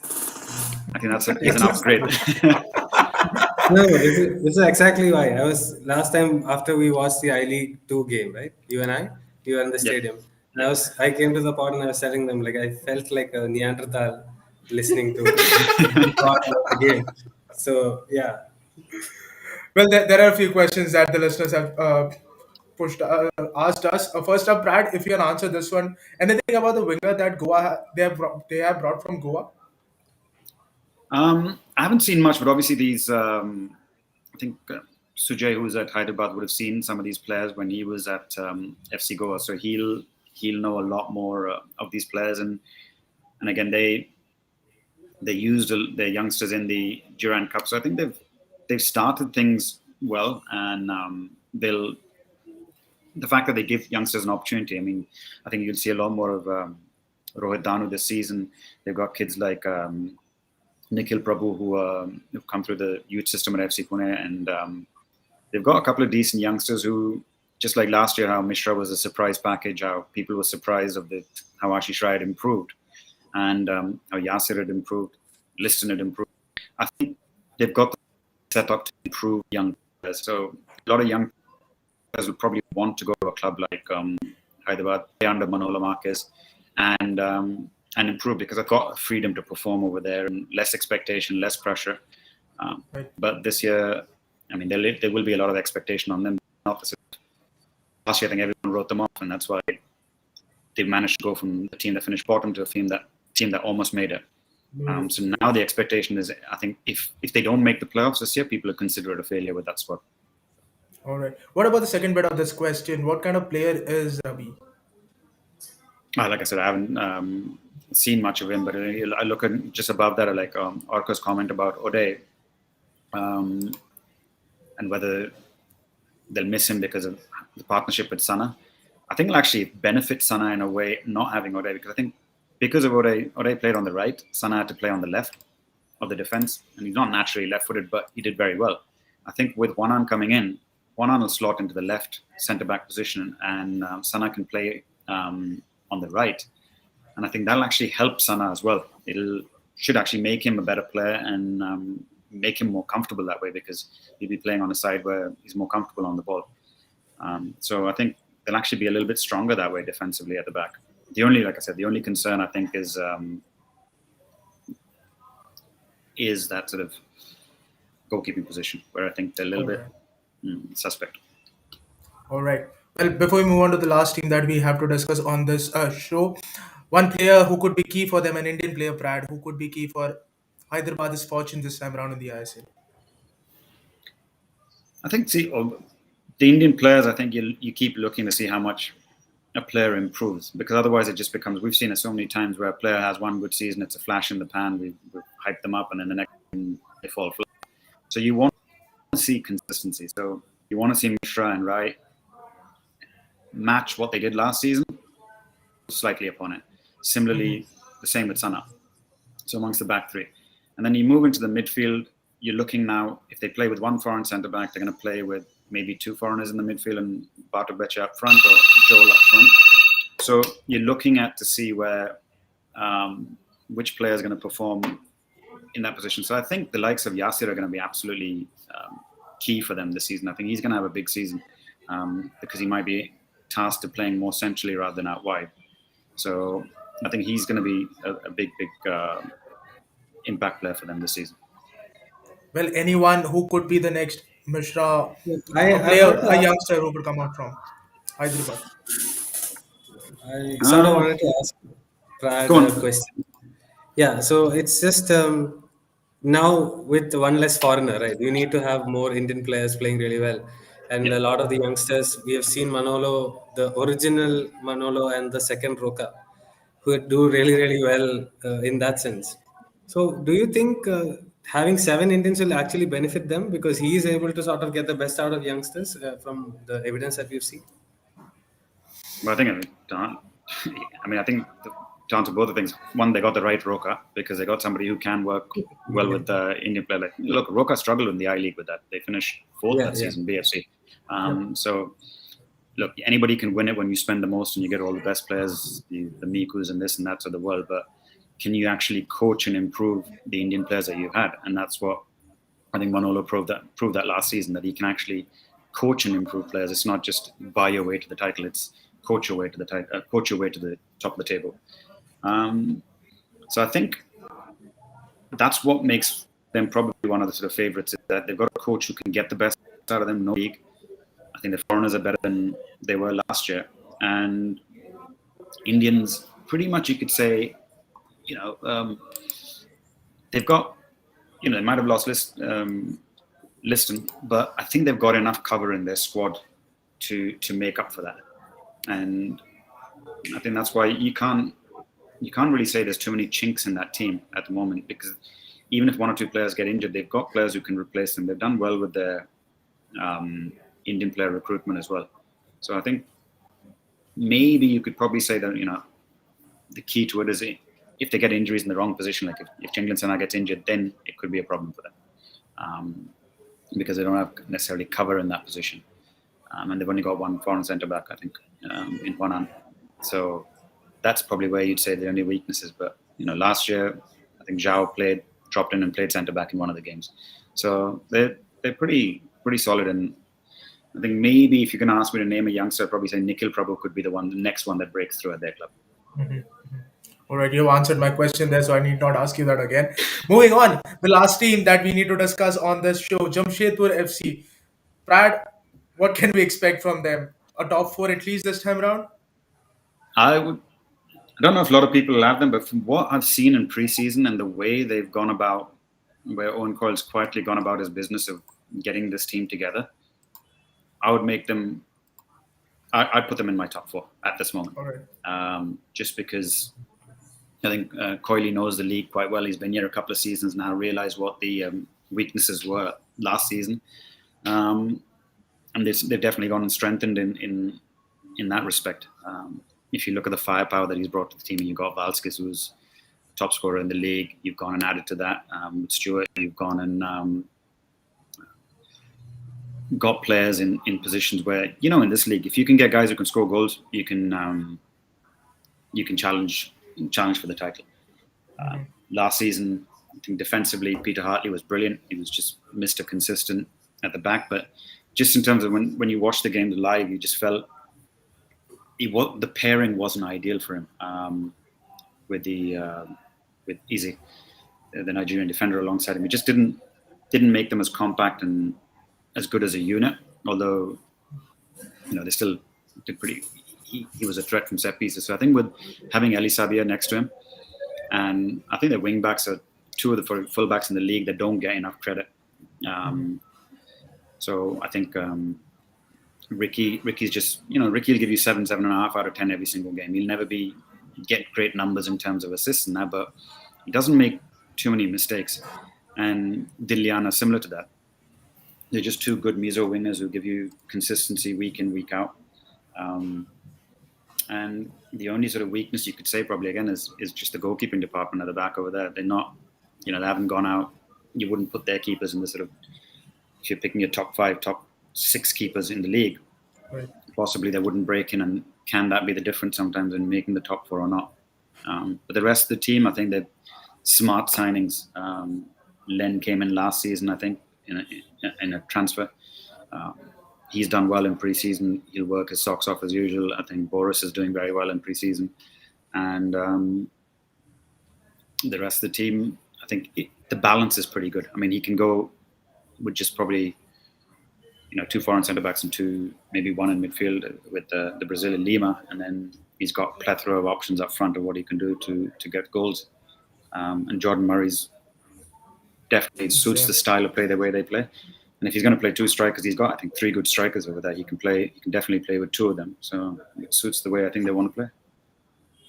So Sandeep, what about you? There have been a lot of movements with respect to Jamshedpur, people coming in, people going out. How do you see this team perform this time around? Pretty similar. I mean, I didn't have them in the top 4. I didn't really look that deep into it. But again, the couple of points that I had written down was obviously the goalkeeping department. This Rainish, Pawan Kumar, and Vishal Yadav.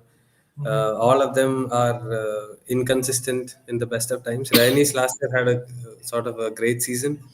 Can he then step up, like great season in patches, let's say? Can he step up and continue to improve? We have to look into that. Not too sure. There is no previous evidence to suggest that he will. So that could be a problem there because you might concede. And after Elisabi and Hartley, I think they have Narendra Gehlot and Anas and all in the center defensive role. Anas, I think, is way beyond his prime. So probably there as sort of a elder statesman sort of a thing. If that's the case, then fair enough. Narendra Gehlot he's played for the national team as well, so he is someone that probably can sort of improve. Because last year I remember one of the games when the foreigner centre back was taken off and he came in, they actually sort of improved one game. I don't remember which game it was. I just have a vague memory. And and the striking department is great. They have a striker, Stuart, who is sort of played in the Scottish League and has been in high level, so he's going to score goals. But we have to see about that. Someone asked about Ishan Pandita. Honestly, I don't think he will get much of a chance to play because they have basically three strikers, and Mare, who is sort of a wide player as well, who can play out wide as well. And Ishan Pandita cannot play out wide. From anything that we've seen, he's not that guy. He's more of a fox in the box striker. He's a good finisher, but again, in if you watch the FC Goa games and the India games where he played, and beyond finishing, there is very little that he offers. That's at least a opinion of mine. We can reach out to Brad and ask for more details. But for me, if you give him the chance in the box, he might convert, which essentially is one way to play, right? You give him the chance, and the 2-3 chances he got, he scored those goals, which actually gave Goa points. Like it's a game-changing goals that he scored. Right. So he's got a lot of credit for that, but does he play ahead of two foreign strikers, one who has been in the Scottish League, another one who has been the top scorer, and an Australian winger who is going to run around all day and has possibly got a better technique and tactical understanding? I doubt it. And even Farouk, for that matter, he will do his job. Like Farouk gets a lot of, obviously, Farouk, with injuries and things, but whenever he comes back. yeah, I I don't think think Farouk's out. I think he's out for the season. So he's gone. Huh? yeah, Oh yeah, because season is Yeah. only 5 months, right? yeah, yeah. So You're yeah, not coming back from an ACL and starting and everything like that within Not happening 4 this time months. around. Not this time around. yeah. But what do you think, Ishan? There's so many people asking about Ishan. I honestly don't think he'll get much Look, playing time. if if there was something to mention, we would have mentioned it. I think people will start. People will start. I probably look. Valskis was top scorer in the league. Yep. He's scoring in pre-season, so he's obviously part of the coach's plans. He's going to play. You don't sign a Greg Stewart and not have him as part of your plans. I'm sure he'll be part of it. And I think Murray was signed partly on the basis of what he did against them last season and in those games, and also what he did across the league. He was one of the bright sparks for Kerala Blasters last year. Right. So, and as Sandeep was saying, work rate. It's not just what you do. The numbers are there for the goals and assists, but it's also what you do when you don't have the ball. And look, football, 95% of the time you won't have the ball, or more than that. And especially as a striker, you won't have the ball at your feet. So it's what you can bring to the team when you don't have the ball. And I think that's where the other three that we've mentioned can offer a lot more. And even Len Dunkel. Len's also number 9, scored a lot more goals than Ishan has in the Indian Super League, and he's versatile. You can put him out left, you can put him out right, you can play him centrally if you want as well. So he'll also be knocking on the door. And I think his tenacity and what he offers when the team doesn't have the ball is why he'll probably get more minutes than probably somebody like Ishan. Right. Well, But they spend a Pradyum, lot of money on him, right? Some 90 lakhs or something like that, I think is the number. Which is the one signing which I didn't understand. I mean, if I was Goa, I would take that money just like they did. Please give the money. But with these many I, foreign strikers and attacking options, to have a player who's going to be just a striker, like Len, like you mentioned, we've seen him since the BFC days. He scored a Since hat he's trick for Northeast, if I'm not mistaken, in yes, one of the games. yeah. So he has that in him, and he runs around absolutely 90 minutes all over the place. He's very strong. People don't give him credit for how strong he is. right. So yeah, I just didn't understand that signing. Especially, I mean, it didn't make sense at the time, especially when this was obviously prior to them having knowledge that Farouk was going to get injured. But I think, look, teams want cover. If you choose to play with 2 foreign centre backs, which they have, and you play with Lima in midfield, and you want to opt with one of your foreign strikers and not both, because you can't play 5 foreigners. So then you need another striker to play alongside him. See, maybe look, Owen Coyle's very experienced manager and played as a striker himself. So maybe he feels that somebody like Ishan or Len could benefit from playing alongside a Stewart or a Valskis. Maybe these strikers will benefit from playing in a 2-striker system than as a lone striker. And or maybe he might say, if we're playing with a lone striker, Valskis suits it. If we're playing with 2 up front, then I need a foreigner who can combine with an Indian. And so that's the logic behind why they've signed that. So look, then in the beginning of the season here, now we can all be pretending to be experts and say this is going to work, that won't work. The truth is, at the end of the season, look, if Ishan Pandita doesn't score as many goals as he did last season, but JFC make the playoffs, it was the right decision, irrespective, right? So that's how teams are judged in this league, not necessarily on just individual honors. So I think the most important thing is where the team finishes at the end of the season. So I think getting that balance right, and that's the word I keep coming back to is balance. And this year, that the teams that have the right balance over the season will be the ones that do well. Absolutely, Prad. They'll clip this when Nishan Bandita finishes as the top scorer, Indian top scorer. They'll clip this and you can put it on. Well, look, as I said, if he finishes the top scorer but JFC don't make the playoffs, Doesn't then matter. was that money well spent then? Is the question. It's a tough question. I keep it fair. Because I keep going back to. For a club's look, point of view, yeah, top four is well, I'll pose this question to you. Diego Mauricio scored, what was it, more than 10 plus goals last season? Right? yeah, For something Odisha? like that. Yeah. Yeah. How many clubs went in and tried to sign him? It's a good point. Yeah. None. Because the fact is you scored, but your team finished last. So teams are looking at, the people when they're recruiting, they're not looking at just, all right, you put the ball in the back of the net. They're looking at your overall contribution as a player. And Right.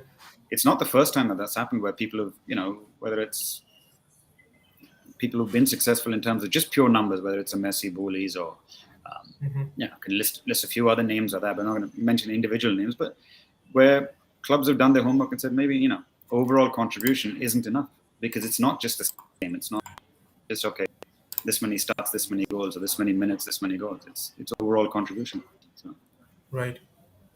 Right, guys, before we wrap up this episode, the question that I've been asking you throughout the episode, a player who could be Indian player who could be key for Jamshedpur FC this time, not Prad. Have to be one of the youngsters probably, and I think just based on not just saying that because he scored a brace the other day against Kerala Blasters, but Boris I think could be someone that does well for them, and he might be one that sort of breaks through the season, or Komal Tatal as well. Been very quiet the last couple of seasons. Obviously has a lot to offer, and one of these two players really might have to be the one that step up in terms of young players. If you want to name a young player out of that team. All right, all right, all right. But one last bit, both of y'all, I just give you an opportunity to choose your top four for the season at the end of this 2021-22 season of the Indian Super League. What would your top four be? You can go first, Sandeep. I was afraid of this. I would go with Mumbai, Goa, Hyderabad, and I want to say Mohun Bagan, but I sort of want to say Jamshedpur just to sort of change the whole thing. The dynamics? I think Bagan will be there, Right. but these are the ones that I want to be in the top four. Let's go with that. What about you, Brad? So I think if you look at the league every year, I mean, normally there's not significant change from the previous season's top four.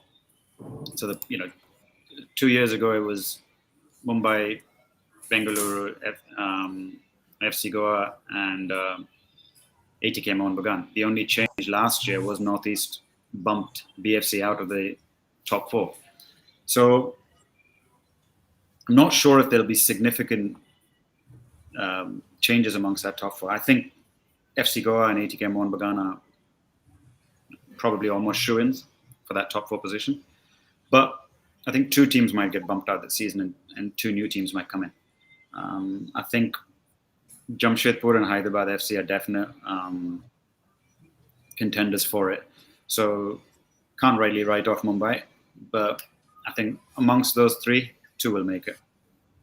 So All right. that would be my top four. So I think your carrot, the one that falls for you is Mumbai, one that falls for me is ATK, I think. yes. ATK Mumbai, yes. But Mumbai has, do you think that's a distraction to have in Champions League at the end of the season, that they might sort of look into that? So I think the start of the season is the key, because if you start well in this league, you're pretty much then just riding along those results through to the second half of the season. So I don't think that really kicks in as a distraction at that point. It didn't really distract away from FC Goa last season. So I think it's all about how well you start the season. If you start well, you can see the teams that performed towards the back end of the season last year, whether it's the Odishas, the East Bengals, the Kerala Blasters, they all had poor starts to the season, and they just couldn't get going.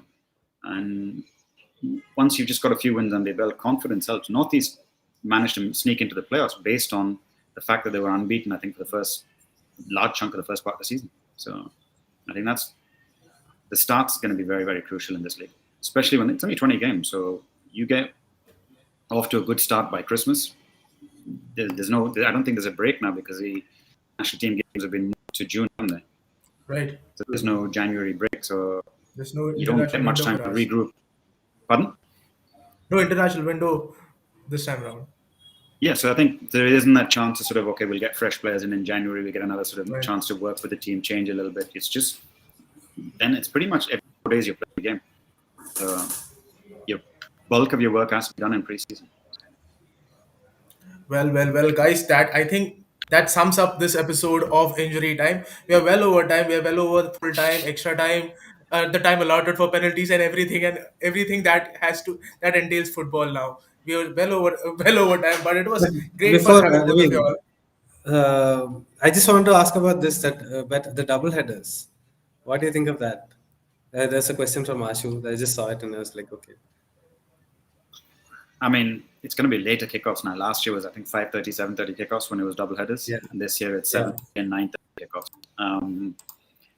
So I feel for the team that's playing second, because you probably, by the time you get back to your hotels and etc., it's pretty late days, and it can affect obviously the rest of your week if you've got other games coming up. Because let's think whether, I don't know, from a fan's perspective, whether people prefer that or not, I'm not sure. Does it? We'll have to wait and see, because I think is at the time when a lot of because obviously the double headers on a Sunday. Right. Isn't there a lot of, I mean, maybe I don't know. I don't watch much of European football, but typically they are late night on the weekends, aren't they? So the other thing is, And as a journalist, it's just terrible that you have to. no, your deadlines, right? Deadlines are right there. I mean, you would miss the first early edition for sure if you do a double header that 9:30 kickoff, 10:30, 11 is generally when that is. I thought So you next guys one don't go you to print anymore. It's all online now, so or there's still deadlines there. yeah, there's deadlines everywhere. So the main edition you'll be touch and go. So See, for the problem for if you ask me personally, the problem for me is like 9:30 kickoffs. It's almost past my bedtime, so you know, the second half is going to be a struggle for me. I'm early to bed, early to rise guy, so Watch I out hope for I don't that. get. I hope I don't get. Other comps. Yeah, I hope I don't get. Maybe I should request don't roster me for the second game of a doubleheader, because I'll have to have a lot of coffee or something. Well, guys, this was great fun, great lot of insights. Yes, like Siju just mentioned, nightmare for Indian football journalist, late night kickoff. Sandeep, all the best with that. this is what it is. Nothing I can do about it. Well, before we go, just a small reminder, guys. You can always follow us on Twitter, Instagram, and YouTube. We go by the name Injury Time India, and to carry on this conversation throughout the season, you can join us there because we got nothing better things to do. We'll just be chatting, and Pradyum has Nice. yeah, Pradyum has agreed that he'll be tweeting, so we want to know what he has to say this time around. Yeah. Well, Pradyum, thanks a lot for sparing some time with us. It was great fun having you on the show. Third time this time round. Hope this continues. No, an absolute pleasure, guys. Thank you. It was my the highlight of my day. I'm in quarantine for the next for 5 more days, so I'm more than happy to spend at least 2 hours. That's probably why I prolonged it for so long. It was like it gives me All 2 right. hours of something to do during these lockdowns. So I'll probably get Siju calling me up next tomorrow in the next few days to say let's do another podcast, so that at least I've got something to do during the quarantine rather than just homework on the teams. Well, Saju, I hope you got that. You need to call him because he's free. Well, Sandeep, thanks a lot for joining in from Bengaluru, which seems to be pretty chilly now. It's very cold, man. I'm wearing chappals in the house and all, which I hate. Which I hate. I don't like it. At least you're not wearing But it's socks, very chappals. cold. I don't like it at all. It's just strange for me to wear chappals in the house. But you have to do it now. And guys, thanks a lot for joining in. Everyone who's been throughout this episode, right from the beginning till now. Guys like Roshan, Ashu, Siju, who's also with us till now, I suppose. Thanks a lot for joining in. And you can catch this episode on on all the leading podcast platforms once it's out. And this thing is live, so I don't think you need to go there because you just heard everything that we had to say, right? Well, thanks a lot for joining in, and until we bring you the next episode of Injury Time, have a great day and enjoy the game.